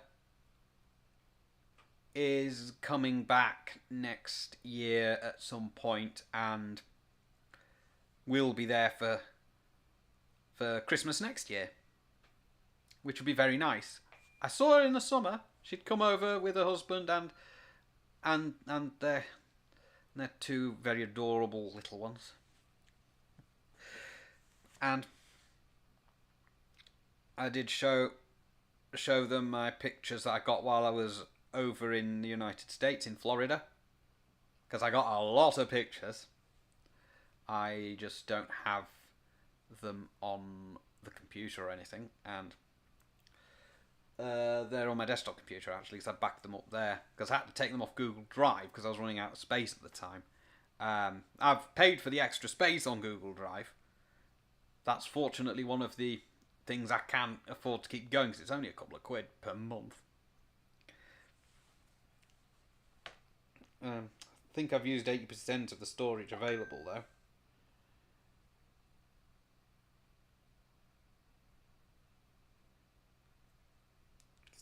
Getting notifications on my phone. I really should have put this on silent, but I didn't.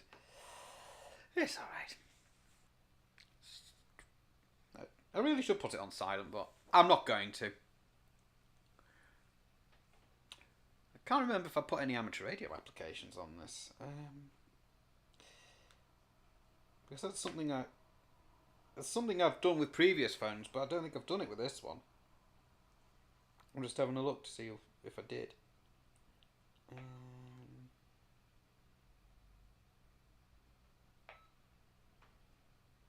No, I put repeater book on it. And yeah, that's it, repeater book.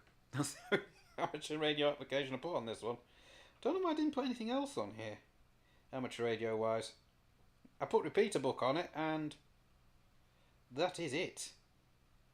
The only other things I put on here is YouTube Studio for obviously doing my YouTube channel stuff, and the YouTube app itself was already on the phone when I got it. It's a Google Pixel. And what else did I put on here? I put on Patreon app and Buy Me a Coffee as well. For anyone who decides to want to chip in a bit to the channel via those methods, although they can do it via the channel through the like button or the super chats or whatever. I mean, you don't have to. If you don't want to do that. I mean, obviously, I know finances are tight for a lot of people.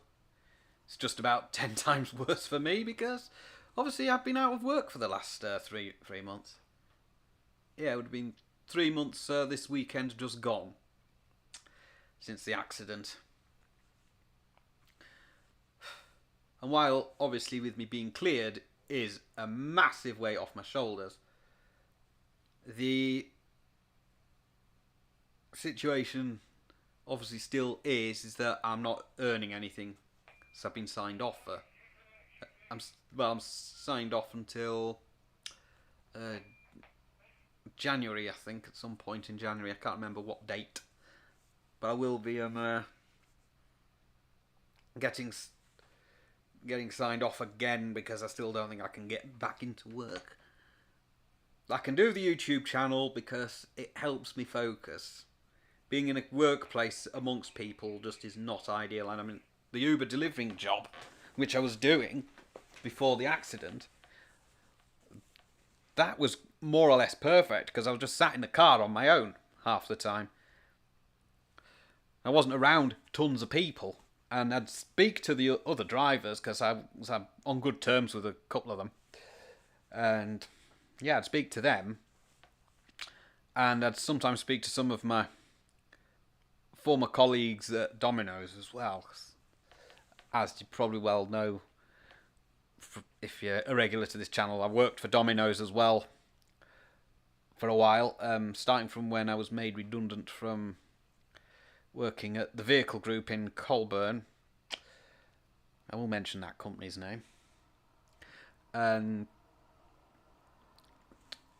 right up until, well, 2021 was when I finally told Domino's what to do with the job. Because I wasn't being treated fairly at Domino's either. The final straw was saying I couldn't deliver deliver Uber and their food at the same time. That was the final straw. Because apparently me doing Uber was basically working for a competitor, which turns out that's not the case, because Domino's is actually on Uber Eats and has been in the UK for quite a considerable amount of time. But the good thing about doing the job is I was able to play radio whilst doing my delivery rounds. So I'd have the radio in the car on the repeater and have a chat with whoever. And if there was anyone out there. I'd also beacon APRS now and again as well. Or I'd have a natter on the CB with anyone, if there was anyone out there. There's a couple of chaps that I normally would speak to on the CB, but obviously can't at the moment because obviously don't have the car anymore.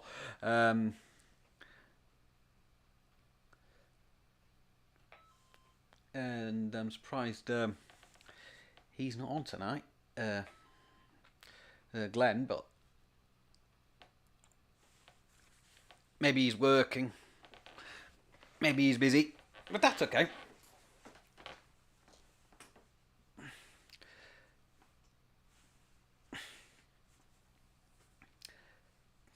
Some people do have to work on this night of all nights, New Year's. I would have been working had the accident not happened. I might not have been able to do the live stream. Well, that's one of the reasons why I've not been able to do live streams more consistently, because obviously I've been working. Excuse me. Because of the job I do. Or by the time I get back home from whatever job I was doing would have been too late. But yeah, that's why I've not been able to do live streams in the past. Because of the job I do. The delivery jobs, well, on a New Year's would depend on when the last fast food place closed. On New Year's and Christmas. Now, usually, last year, if I recall, because I did work over Christmas and New Year last year, McDonald's was the last place to close as far as I was aware, and I think that closed about 8 o'clock. If I'm not too much mistaken. I don't know the opening hours this year, because obviously I've A, not been working, and B, I've not been in that McDonald's since the car accident, actually. I've walked past it several times, but I've not been in. In fact, the only place I've been in that I ever picked up Uber orders from was the Costa Coffee in Richmond. They didn't ask about why I'd not picked anything up for a while. I'm kind of glad they didn't. The only person that's actually asked me if I was working or not was the cashier in Farmfoods just before Christmas, I think it was. I think I'd gone in there to get some butter and a couple of other bits and pieces. She'd asked why I wasn't She'd asked if I was working or not. I said no, and explained it was a car accident. I didn't say exactly what happened. That's business between me and parties involved, and my family who have been helping me through the whole thing, which I'm glad they have been.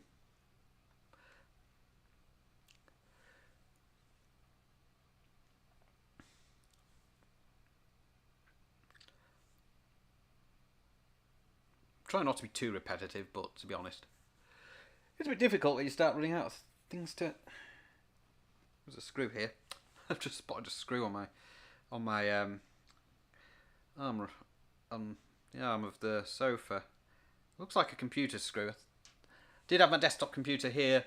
It was either a week or two ago to put a new hard drive in it because I ran out of editing storage on that computer. Yes, I normally use the desktop computer more for video editing than I'd use this laptop. The laptop works to edit videos. It's the same software that I use, but all the stuff I tend to need is actually on the desktop. Repeater is... Well, Repeater did wake up there, but it was just sending its call sign in Morse code again. The Hubnet's gone quiet as well.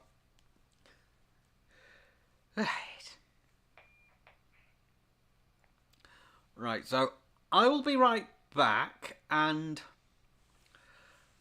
I'll. Well, I can either warm up that tea or get the bottle of the old well, equivalent of well, it's non-alcoholic. Well, it's actually grape juice rather than the non-alcoholic prosecco that I bought last year. I think it was last year I bought that. Yeah, it would have been. Yeah, I bought some non-alcoholic prosecco last year, and that was nice. I think I got that in Tesco, but because I'm not shopping in Tesco at the moment because it's too bloody expensive, I'm only shopping in places like Aldi and Lidl and Farmfoods, and well, Iceland as well. But I've not been in Iceland since my car accident actually.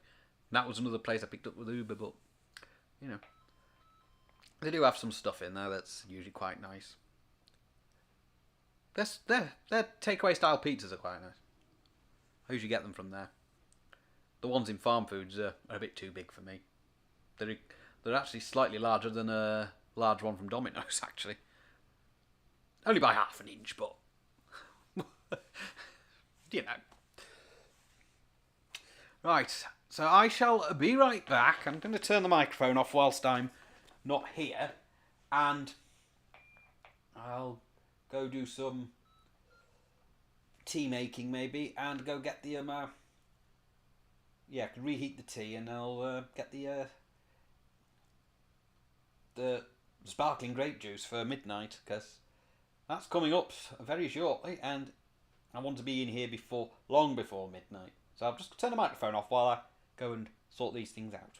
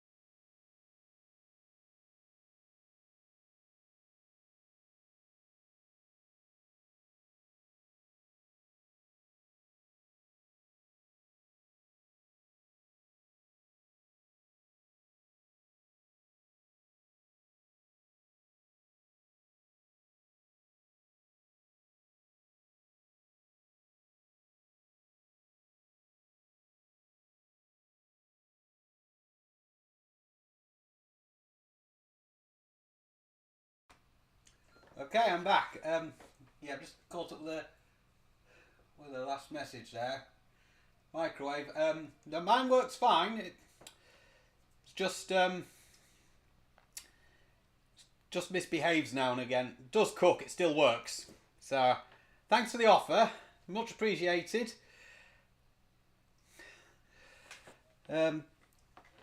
Mine is working at the moment. It's not completely knackered. Thankfully. Right. Anyways, apart from that, I'm back with the tea. And also everything for midnight. I'll have to stretch over the computer. And that's for midnight. And I didn't pay £2.60 for that. I paid £1.49 for that. From Farmfoods. Let's pop that glass there where I'm not going to break it. So there's one thing I don't want to be dealing with at this time of night, it's broken glass. So I'm just going to be very gentle this time because this teapot's full again. This will probably be my last cup of tea for the night. Oh, and shaking a bit. Maybe because I'm just a bit wary that I'm going to... There we go. Might be a bit weaker than what it was. But at least I've warmed it up. Because I don't like weak tea. Yeah, I'm back. Of milk in that tea. Too much. Yeah, don't like too much milk in my tea. I do like I do like tea, but not too much milk in it. Oh, okay, hold on. Not sure what's going on there. Let me have a look. Let's try that. Okay, is that any better? Or is that too loud?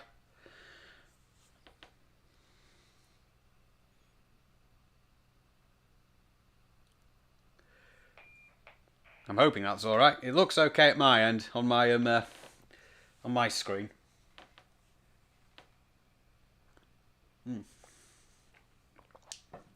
Yeah, tea's not as strong as it was before, but that's okay.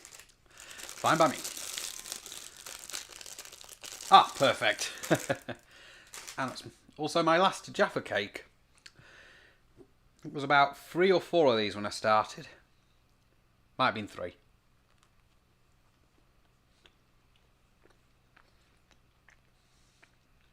In fact, this is the last of the biscuits I've got. Or cakes. Who knows what these are? That's an argument for another time.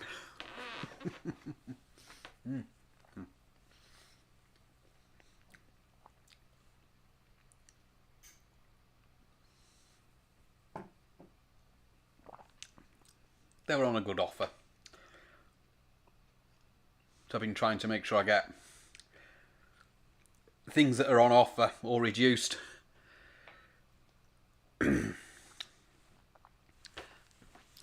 Yes, because where I've got this microphone, I think that's part of the problem with the audio. So if I'm like somewhere else, it isn't as loud as it ought to be. So hopefully for the next live stream I do, I'll have maybe a proper one on the desk rather than this arrangement. That's the same microphone I use at my main desk, but I've attached it to a tripod, and if I move it, that whole tripod's going to tip. That's not ideal. And it's all just going through a USB powered mixer, which is into the computer over USB. It's not using a separate audio feed into this laptop. This laptop uses one of those combination headset ports like you find on a phone. I do have splitters for that, but which I was using when I was listening to music before bed, and when I was sleeping, because I did put the headphones on. Was actually I actually have the headphones. I was supposed to plug them into the mixing desk, but I never did. So these are Sony MDR V150s. I swear by these. This is actually the second pair of them I've owned. The first pair broke there and there. And also the pads in here disintegrated. But they actually still work, surprisingly enough. I don't use them because they're no good as headphones.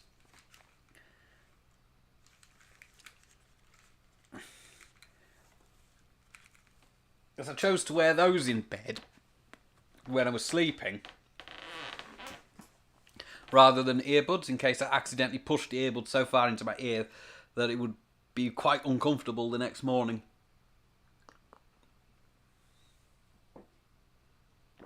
Which is obviously not what I would want.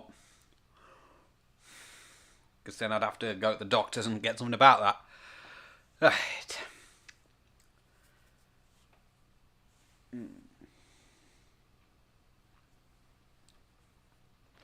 I do have an adapter that I made up that would allow me to plug those headphones into the back of a CB radio, or any radio really. That, well, maybe not my Yaesu FTM 400. The repeater's just making a noise again. Keep checking that to see if it's actually anyone calling, but it's not. Every time I've checked it, when it's lit up, it's just been the repeater sending its ident out. My FT2D's volume's turned down. I'll have to turn it back up. There we go. Because that was monitoring the Hubnet earlier. It still is.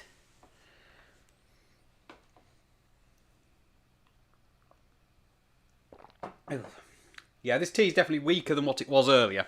But that's because I've just added some extra hot water to it. That's all I've done. So, the kitchen's just through there. I've got a serving hatch as well. That hatch is open at the moment because I've got nowhere to plug this computer in here because all the sockets are taken up. I've had to run an extension lead from the socket next to the fridge. Normally what's plugged into there, well, is the charger for my LiFePo 4 battery. But because that battery's charged, I don't need to have the charger plugged in. In fact, the charger's not needed at the moment. Because that battery was on charge overnight last night. I've been using that battery just to run the FTM 400. Not that there's much point, because the only thing connected to the back of that's a dummy load. Something I did notice when I removed that from the car is that there's a little bit of that white corrosion on the connector, so I don't know whether it's got a bit damp in the car while it's been stood there. And actually, no, that should have only happened. I don't know, that might have happened. It might have got damp in the car when I've been using the car.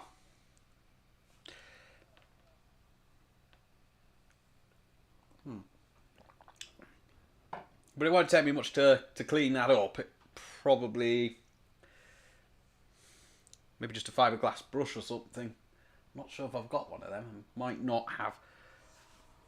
But it's not affecting the connection or anything. It's still working fine.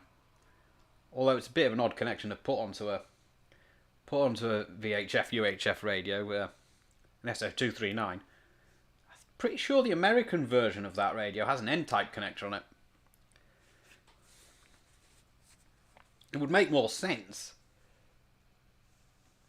But they're putting SO239 on it because I think that's probably more or less standard here.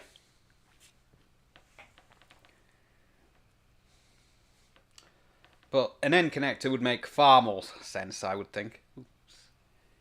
Is that dropping frames? No, it's not. This hasn't dropped a single frame during the whole stream. I wonder what's going on there. We've been streaming for 2.5 hours, and according to this, and it's not dropped a single frame. I'm impressed. So this laptop's pretty good. This will be the first stream I've actually ever done on it, and possibly the first stream in anger I've done on this fibre optic connection. which I'm going to have them the speed reduced because I can't afford it at the current speed since the accident. But that shouldn't affect the streaming performance.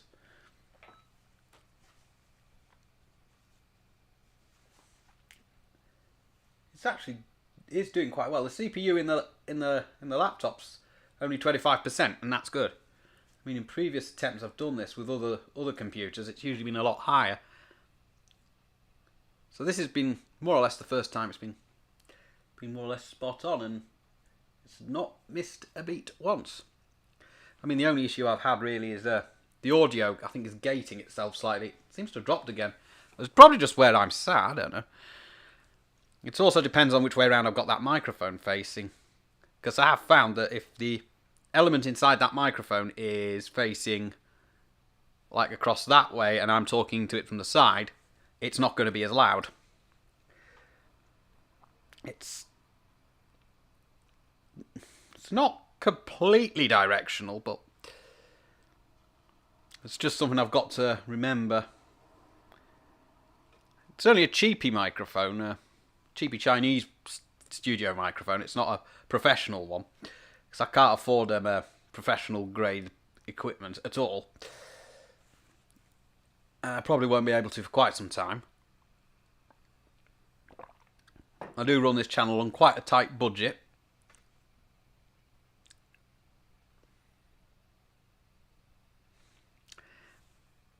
But that's okay, that's good.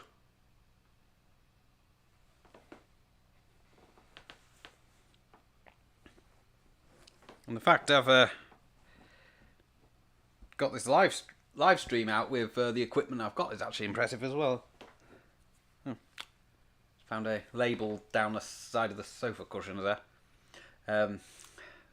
Looked like a label I'd made for the Motorola GP340EX. And that radio certainly works quite well. When I was at the National Hamfest, I used it on the GB3GR repeater with a very brief QSO with Richard from UK FMCB Radio Servicing. He'd got to wherever he was going to at the time, so I couldn't keep the QSO for too long. That is on the video of the National Hamfest.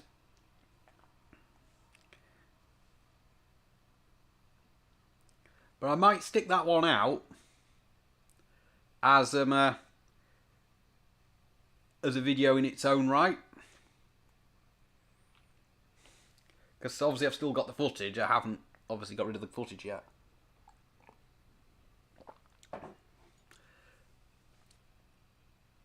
Because it was mainly to see if whether 1 watt would be enough to get into that repeater from the Newark Showground. It certainly was.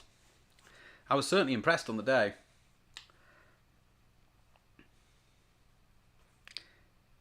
So that just proves you don't need a lot of power. And Richard did say that there was someone from Sheffield, I think he said it was, using a Baofeng 888, I think from like an attic room, getting into that repeater as well.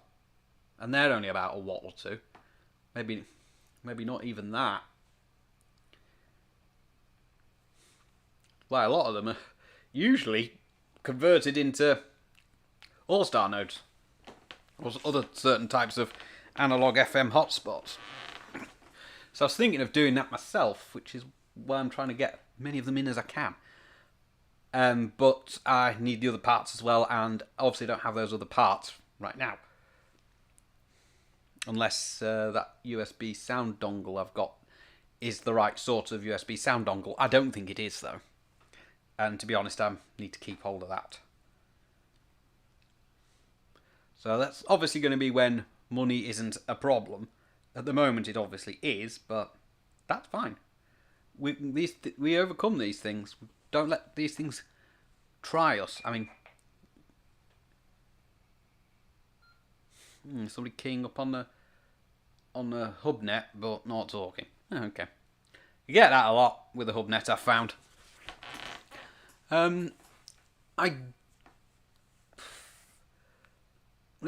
Getting access to the Hubnet when I'm out and about is actually a little bit trickier than it is when I'm at home. because I think the only way I can get into the Hubnet when I'm out and about is probably in a little bit of an awkward spot for me when it comes to accessing it, because it's, unless I'm literally walking straight past the place, which doesn't happen often, because I think I know where it is. But I haven't actually been on the Hubnet for a while. I think this is the first time I've monitored it in a little while. I mean, before I got that radio back, I was monitoring it on and off on DMR, but I don't use the DMR radio too much either, because there's no infrastructure for DMR on the amateur bands around here.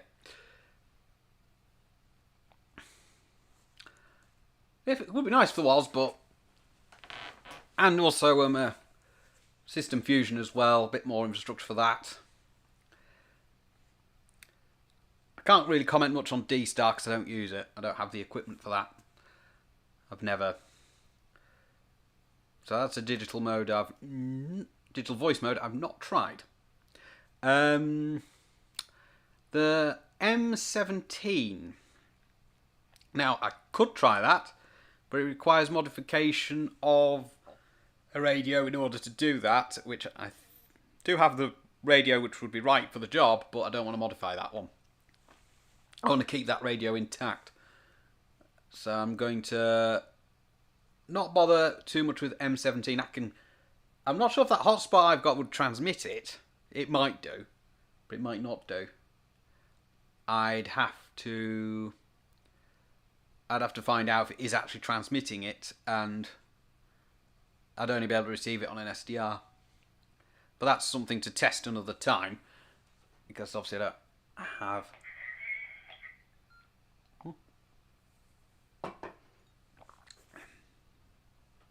Okay. I think I've nearly finished that tea. Yes, I have.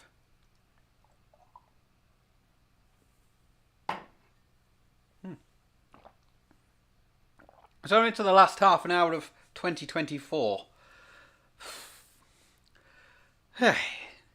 This year can go away, as far as I'm concerned. It's been an absolute nightmare. That's all I'm going to say. An absolute nightmare. And 2025 is going to be a better year. And I'm going to look forward rather than back. And, you know, I'm not going to let all this bad stuff that's happened get to me, because if I do that, I'm never going to recover from it. Especially not the accident. I mean, obviously the issues that I'm suffering as an aftermath of the accident, the mental health issues, that will sort itself out in time. And I will have to give myself a lot of time to try and get over that. If I manage to get over it sufficiently to actually be able to drive a car again and not like panic as soon as I'm sat behind the steering wheel, then, because I'm a bit worried that's what's going to happen. I'm going to get into a car and I'm just going to panic, or something bad's going to happen. The only way of dealing with that, though, is actually getting in a car and driving. That's all I can do. But at the moment I don't have a car, and I don't have money to get another car. But hopefully, when I get another car, that'll be good. And also, most importantly, I'll be able to film from other places other than home or around Catterick or Richmond or wherever. I'm just being a bit wary of this microphone, because if I get too far away from it, the audio goes a bit low again. But it's working, it's doing its job, and can't see the signal LED on the mixer. I think it's hidden behind the actual main controller on there, so I don't know whether it's actually getting a signal or not, but that's okay. It's a cheap mixer anyway, so it might not even be that accurate. What I'm seeing on my screen appears to be more accurate. So I'm just trying not to waver away from the microphone.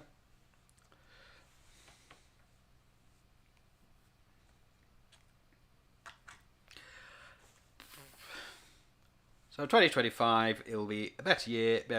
Everything will be back to normal. I'll be able to, well, back to normal as it can be once I've sorted out the other major issues, including the purchase of a car, which, while it's not high priority, it's something I need to really look at doing.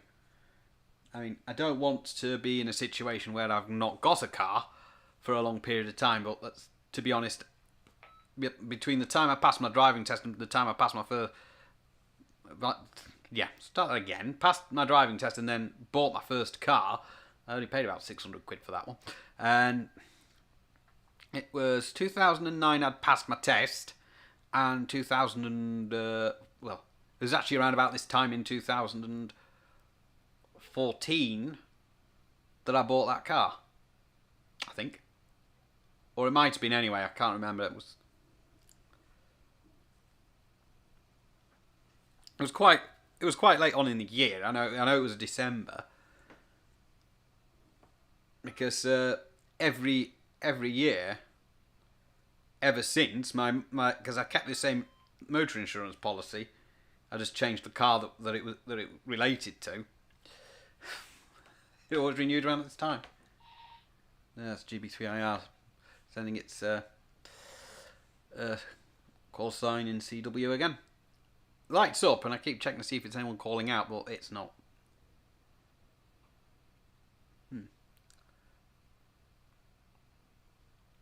just looking at the screen of the camera there. The picture I'm seeing on my computer is the right way round, but the picture I'm seeing on the camera is upside down because of the way the camera is mounted. And I know that camera screen, because it's an old phone, has a screen burn-in from the Uber driver app. And I thought that was it. I was looking at it there, but it's not. It's just grid lines on the screen. That problem occurred only because the Uber driver app was on the screen nearly all the time, every day. And then I obviously knocked it off at the end of the day, but because I kept running it, I can actually just vaguely see it there. It's created a burn-in. The only reason why the Google Pixel 8a has escaped that fate is because of the accident.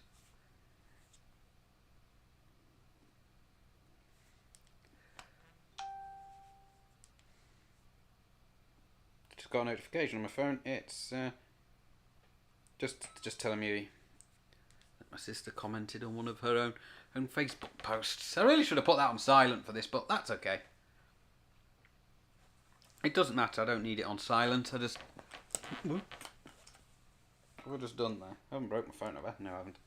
Felt something make a bit of a sinister cracking noise. I'll have to put that milk back in the fridge as well. But I'll do that after the live stream, which is fine. So I'm just keeping an eye on the time now, because we've got 22 minutes according to my phone. 22 minutes to go. 22 minutes, and that'll be the end of what has... Well, it's been a bad year for me. This has been one of the worst years I've had on record. Especially when I had to spend 2.5 months waiting for the police to tell me I was innocent. I mean, why it took them that long, I don't know. But, you know.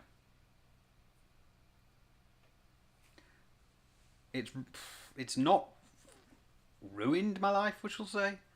It would have ruined my life had I been found guilty of any wrongdoing, which I knew deep down I wasn't guilty of anything. I knew there was nothing I could have done to prevent that. And when I got the news from the police confirming that, that was definitely a weight off my shoulder. But you know, that's what's just one of the things that made this year bad. That, the divorce, and the stresses of getting the car through its MOT in the first place, which, to be honest, it does still feel like I've wasted that money because I've no longer got the car.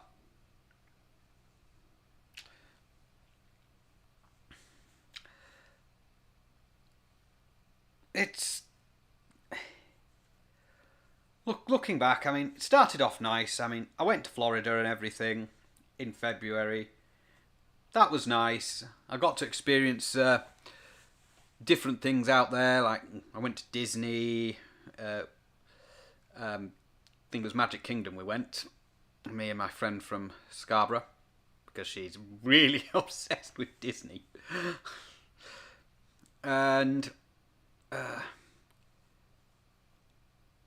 I drove on the roads over there because I rented a car. And to this day, it's the nicest car I've ever driven. It was an automatic, but hey, that's what they've got over there.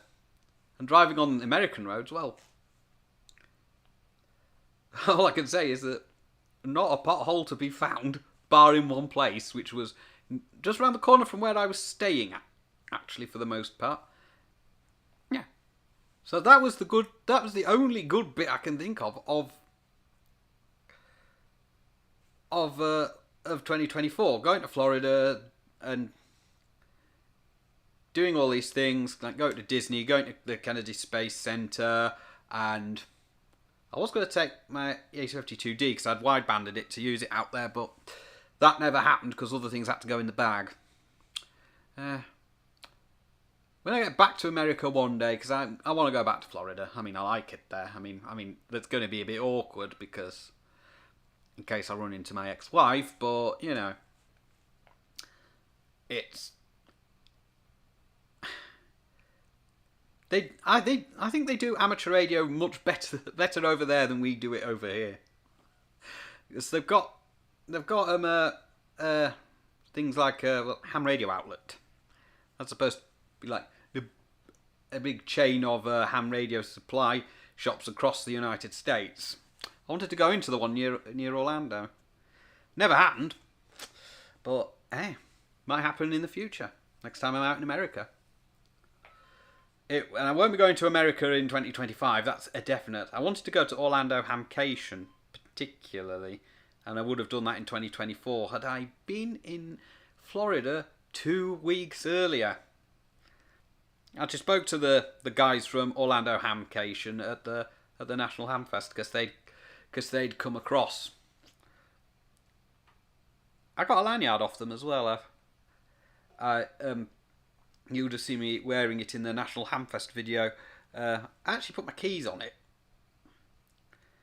So when it was something that it disappeared at about the point of the car accident when I grabbed my keys out of the ignition, because that was one of the first things I did when I seen the accident was turn the car off and pull the keys out. At least the police gave me my keys back because my house keys were on that same set and I didn't have another set of house keys with me. They also gave me the key for the roof bar back, which I found a bit odd. They gave me the roof bar keys.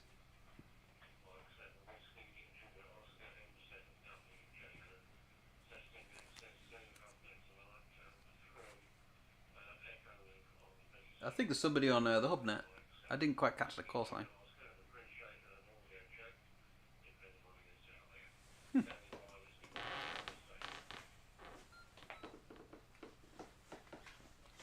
I didn't hear what they said, but might have to turn that radio up. Either that or my hearing's going, but the only person I know to have bad hearing in the family is my grandmother. I don't want to be deaf. I don't want to have to wear hearing aids. No thanks. Because I didn't really quite hear what we're saying.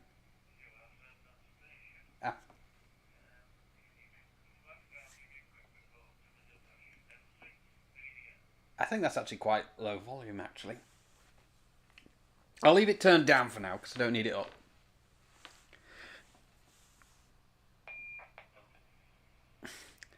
Because Actually, can hear that one better now.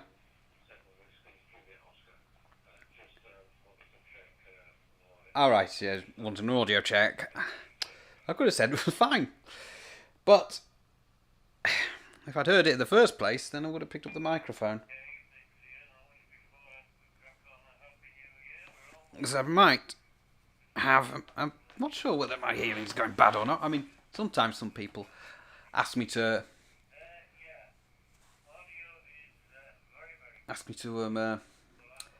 put my voice down a bit, but normally my hearing's all right. And sometimes when I ask people to repeat something, I always wonder if it's just because I've either not quite processed it or whether it is my hearing. I'll have to get my hearing checked. That's one thing I've never had checked since I was a child, actually. Normally I can hear people on the phone all right. My friend in Durham, she's deaf in one ear and has to wear a hearing aid. I don't know how she copes because she's a bit like me in certain regards. I'm not going to go into too much detail because it's not something I don't think she'd want the whole world knowing. But I can imagine... But I'm alright with earbuds. I should be alright with a hearing aid. But it depends if I need one. Yeah, because when I heard that station come through on there, I was thinking, normally I should be able to hear that. Or unless I just didn't process it in time. There is that. But to be honest, I don't have headphones too loud, so I haven't really completely knackered my hearing. I mean... Okay, the volume's picked up on that one. I'm just going to turn it down now. Well, I think it's just the Hubnet actually. A bit worried I was going deaf. I think it just depends on the volume. I've got APRS coming through as well, which is why that radio keeps beeping now and again. Because obviously I've got my iGate, which just sits in the kitchen minding its own business, and I have been using it with the FT2D to beacon when I've been walking down to the shop, well, down to Farmfoods, because that's where I've been going. I mean, I could go to Aldi, but I've decided I'm not going to go to Aldi because it's a bit further to walk. I mean, I could go to Iceland because it's less distance than Farmfoods, but Farmfoods have some things in that Iceland don't have. Get what I mean?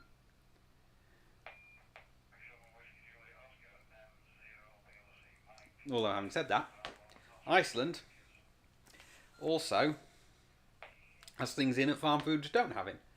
Like the pizzas that I like, Iceland have those, but Farmfoods don't necessarily have them. But Farmfoods have bigger pizzas, which I'm not going to eat a whole one of them. But I'll worry about stuff like that when the time comes. So, looking at the time, it's 11 minutes, or 12 minutes, I think, to go for midnight. And I'm just about run out of things to say. Which is probably good that I've run out this close to midnight than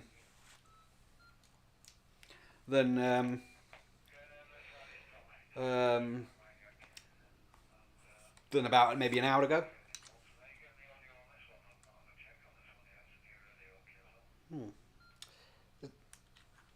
I was going to have a look at this on the channel as well, this tiny spectrum analyzer, but don't have all the necessary gubbins to go with it.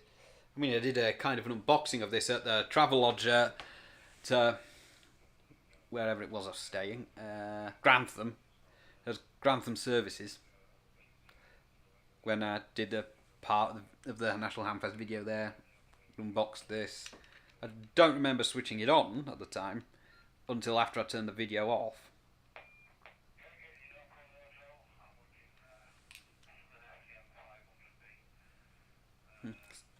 So I've just got it turned on at the moment. It's kind of doing things like that. I mean, if my APRS iGate fires up, it'll put a spike up on there because it's just monitoring 2 meters. It's got this little telescopic antenna attached to it. I mean, there's the iGate just there. well, it's saying 144799. So, but it's one. I know it's 144.8 because it's just depending on where that marker is on the screen. Now, as far as I'm aware, this is the genuine, legit, bona fide article. Not one of the knockoffs, because I got this from Murfield Electronics. Because they sell the real deals of these, and I think the Nano VNAs as well. Because I could use the bigger screen version of the Nano VNA. I mean, the one I've got works fine, but the one with the bigger screen is actually going to be a lot easier to show on videos. This differs from the smaller Tiny SA, and it has an SD card slot in the bottom, and there is an SD card supplied with it. What you do with that, you can save them screen captures to it. It's quite clever. I could go do a whole video dedicated to this thing, but I'm not sure there's much point in doing that. It says it'll charge off USB. It's USB-C on these.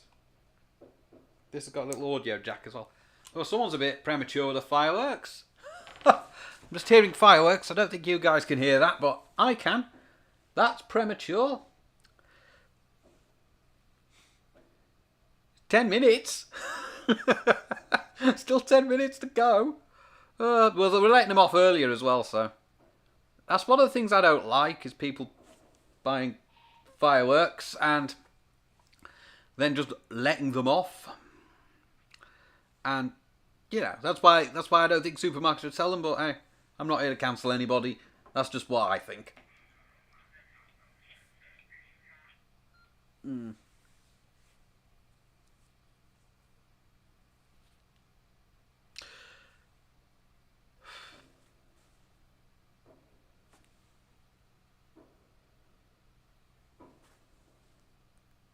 Yeah, there's fireworks. Just had to just be quiet there, just very briefly.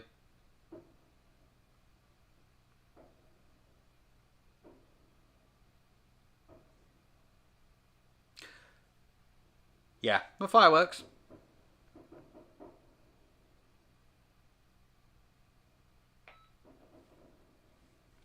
Yeah, 10 minutes early. Some people are just, I mean, you get that everywhere. You wouldn't get it just round here. Although, to be honest, I'm surprised fireworks are even allowed round here. This is an army town. And there's not just actual serving army families around here. There are people who have come out of the army as well. There's a couple of places where they would go round here. One of which is actually like literally yards from where I had my car accident. And there used to be a couple of people I'd delivered to that were in that place. They'd know it was me because they'd see the aerials on the car. That's how everyone knew it was me. Well, apart from the fact that Uber puts up the name of whoever's delivering your food and the registration number of the car up on the Uber Eats app. And that's how I knew which driver was delivering to me. But I've not ordered off Uber Eats for a while, and I don't intend to order off Uber Eats again, because it's just too expensive to do that. And besides, eating fast food all the time is also too expensive. Although they do Iceland and Co-op deliveries as well, or they did. Not sure they still do. Because I was one of the few that could deliver alcohol, and because they've lost me now, a lot of people are probably not getting their alcohol delivered. I mean, I'm not sure whether the Co-op was still open till about 11 or 10 o'clock. I think it's 10 o'clock actually. It shuts, that one at Colburn. The one in Richmond I think's 9:30 usually cut off. If I recall, I'm just trying to remember. It's been a long time. Obviously, it's been about 3 months.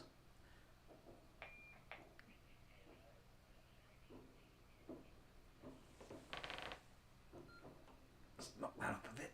I think there's somebody on there. I'm not sure.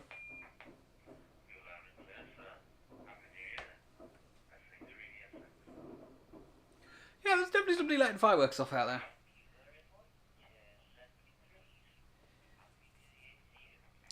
6 minutes to go, letting fireworks off.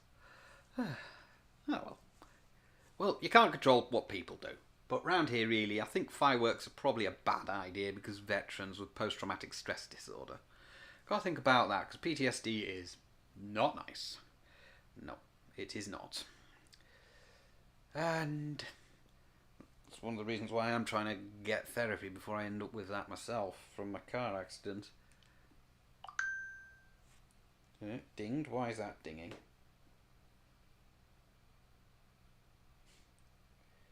Okay, it's a news app saying watch now. It's a news app for one of the news channels, which I obviously can't watch because if I get caught watching live TV, I will get slapped with a fine and maybe sent to prison. I don't want that. Because I am a law-abiding citizen. I don't go around breaking the law. Although, to be honest, TV licence is one of the most stupidest laws ever. I mean, all it does is pays for the BBC. And the BBC actually do have commercial arms in other countries and such like. I think the World Service is one of their commercial arms. The BBC I've gone off it, basically, because there's just nothing on there that I would want to watch. And I stopped watching Doctor Who several years ago because that started getting a bit meh, we shall say. I'm not going to go into detail why I went off that, but you know, it used to be good, but then some writer came along and ruined it. That's what I'm going to say. And obviously, Top Gear was another favourite of mine on the BBC, but that's no longer the case. Well, I'll stop letting the fireworks off. I suppose that's good. But there'll be more fireworks in about 3 minutes, according to this. My laptop's time seems to be a bit slow.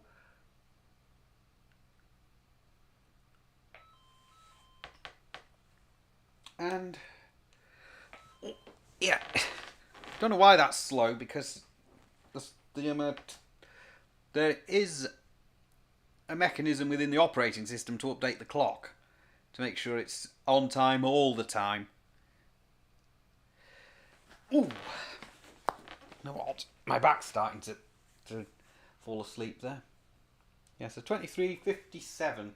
So that means there's about 3 minutes of this wretched year left.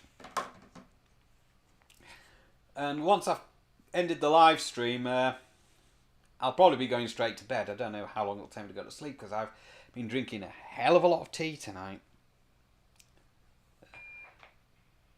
Right, does that clock on here count down in seconds as well? No, this one doesn't, because all I can see when I click on the clock is the notifications for this system and a calendar and an option to add a world clock. While there is a world clock, it's actually for Florida, on the desktop computer, because I bought this actually I would have bought this not long before my divorce. I never actually put the Florida time into it. So I'm just going to get the clock up on this, because I think the clock on this has a second hand. There we go. Clock. No, it doesn't, you know. That's interesting. But it's saying 23:59. And I would like a clock with a second hand, but this one doesn't have it. That's annoying. But yeah, 23:59. So as soon as that rolls over to midnight, well, I'm just, yeah, however long that's going to take. Come on 2024, go away. I want it to be 2025.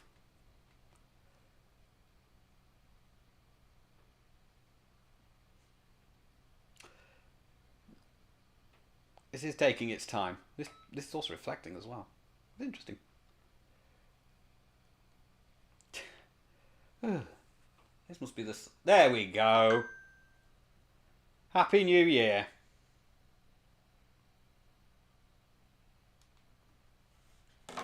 Not sure what that was. But anyway, Happy New Year. Let's get the drink. Fireworks haven't started. Yeah. I was expecting more fireworks.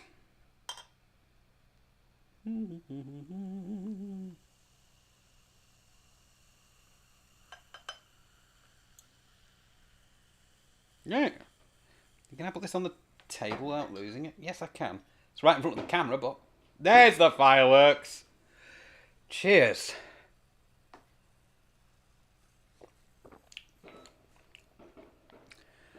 Happy New Year.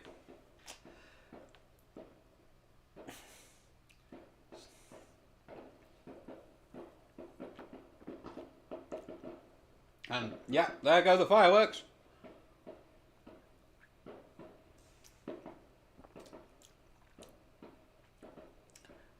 This stuff isn't actually too bad as a substitute for champagne and Prosecco.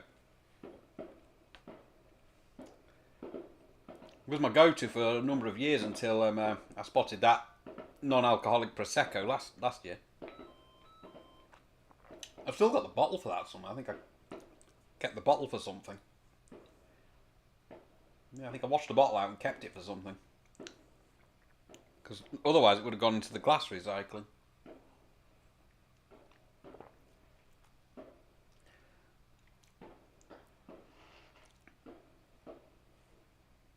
Yeah, Happy New Year. Excellent. I was wondering when somebody on the chat would say something.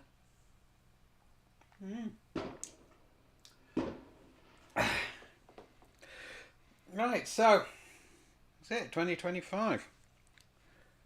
I'll pour a bit more of this in my glass now.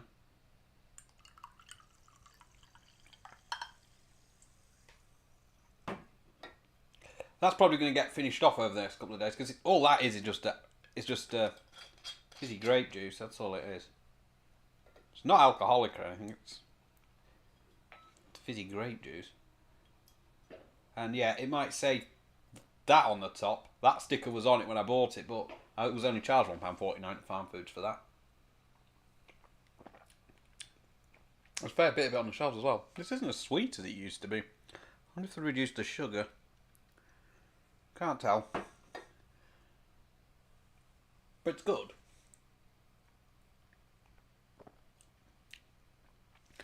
A very good substitute for Prosecco or champagne if you don't drink. Yeah, the fireworks are definitely going off now. Although somebody let theirs off about 10 minutes early.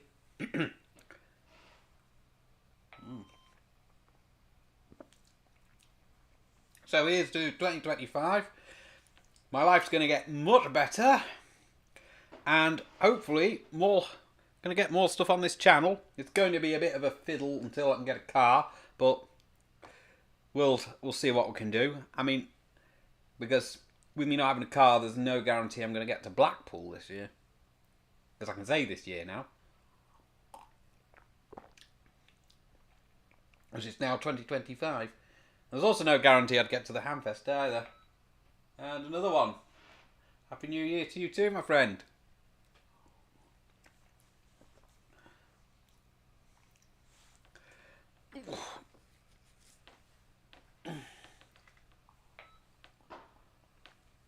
Yeah. I'm definitely looking forward to 2025 being a much better year than what I had to endure through 2024. So now I'm just expecting maybe a phone call.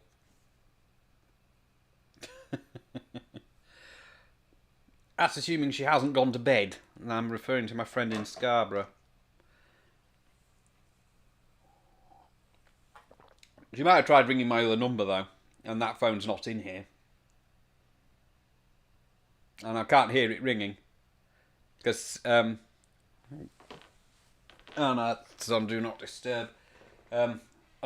because until they discontinue it, I can receive phone calls from the EE network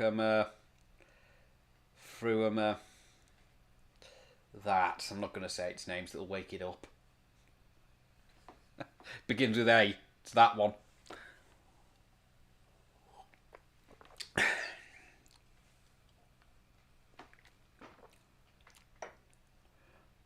Yeah, I'm probably drinking that for the next couple of days. Because all it is grape juice. It's, as long as I drink it before it starts fermenting. We're good. Oh, there goes the fireworks.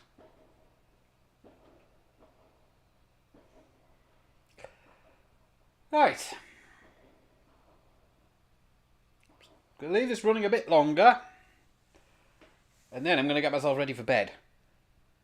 Excuse me. Now it's actually quite gassy, that. Oh, let's move this off here. Because, oh, what we got there?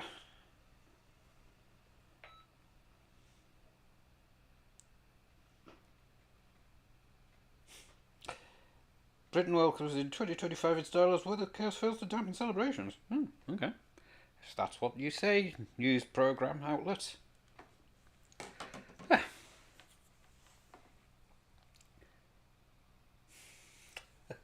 Yeah, because they were umming and ahhing about. Oh, no. I thought somebody was calling on that to say Happy New Year. No, not. No surprises there. And I'm just thinking to myself here. Yeah, because earlier, obviously, on New Year's Eve,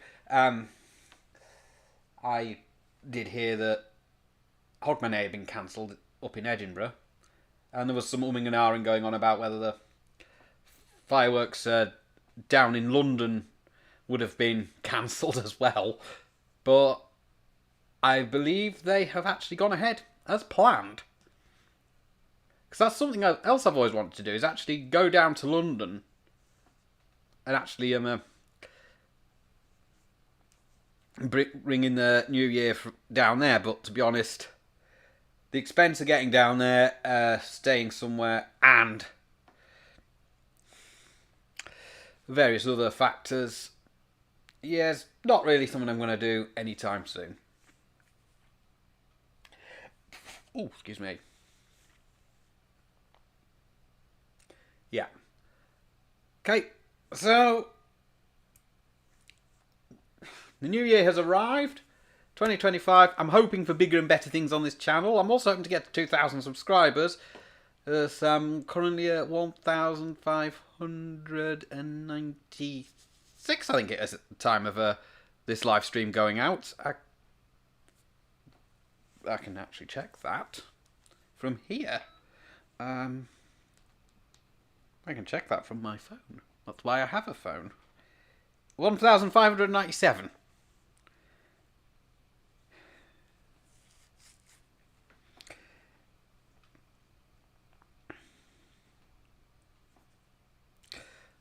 Right. I'm going to get myself off to bed now, because it is actually well past my bedtime. Whether I sleep after all that tea and the sparkling grape juice remains to be seen. So, that's me done. And I will be back with my next video whenever that happens. Hopefully it will be soon. And now I've got to work out how I actually stop streaming now, because I've done this quite different. And I haven't got that phone call from my friend in Scarborough, unless she rang my other phone, which she might have done. Entirely possible, but you know. Anyway, Happy New Year everyone, 7-3 for now, and catch you in the next video.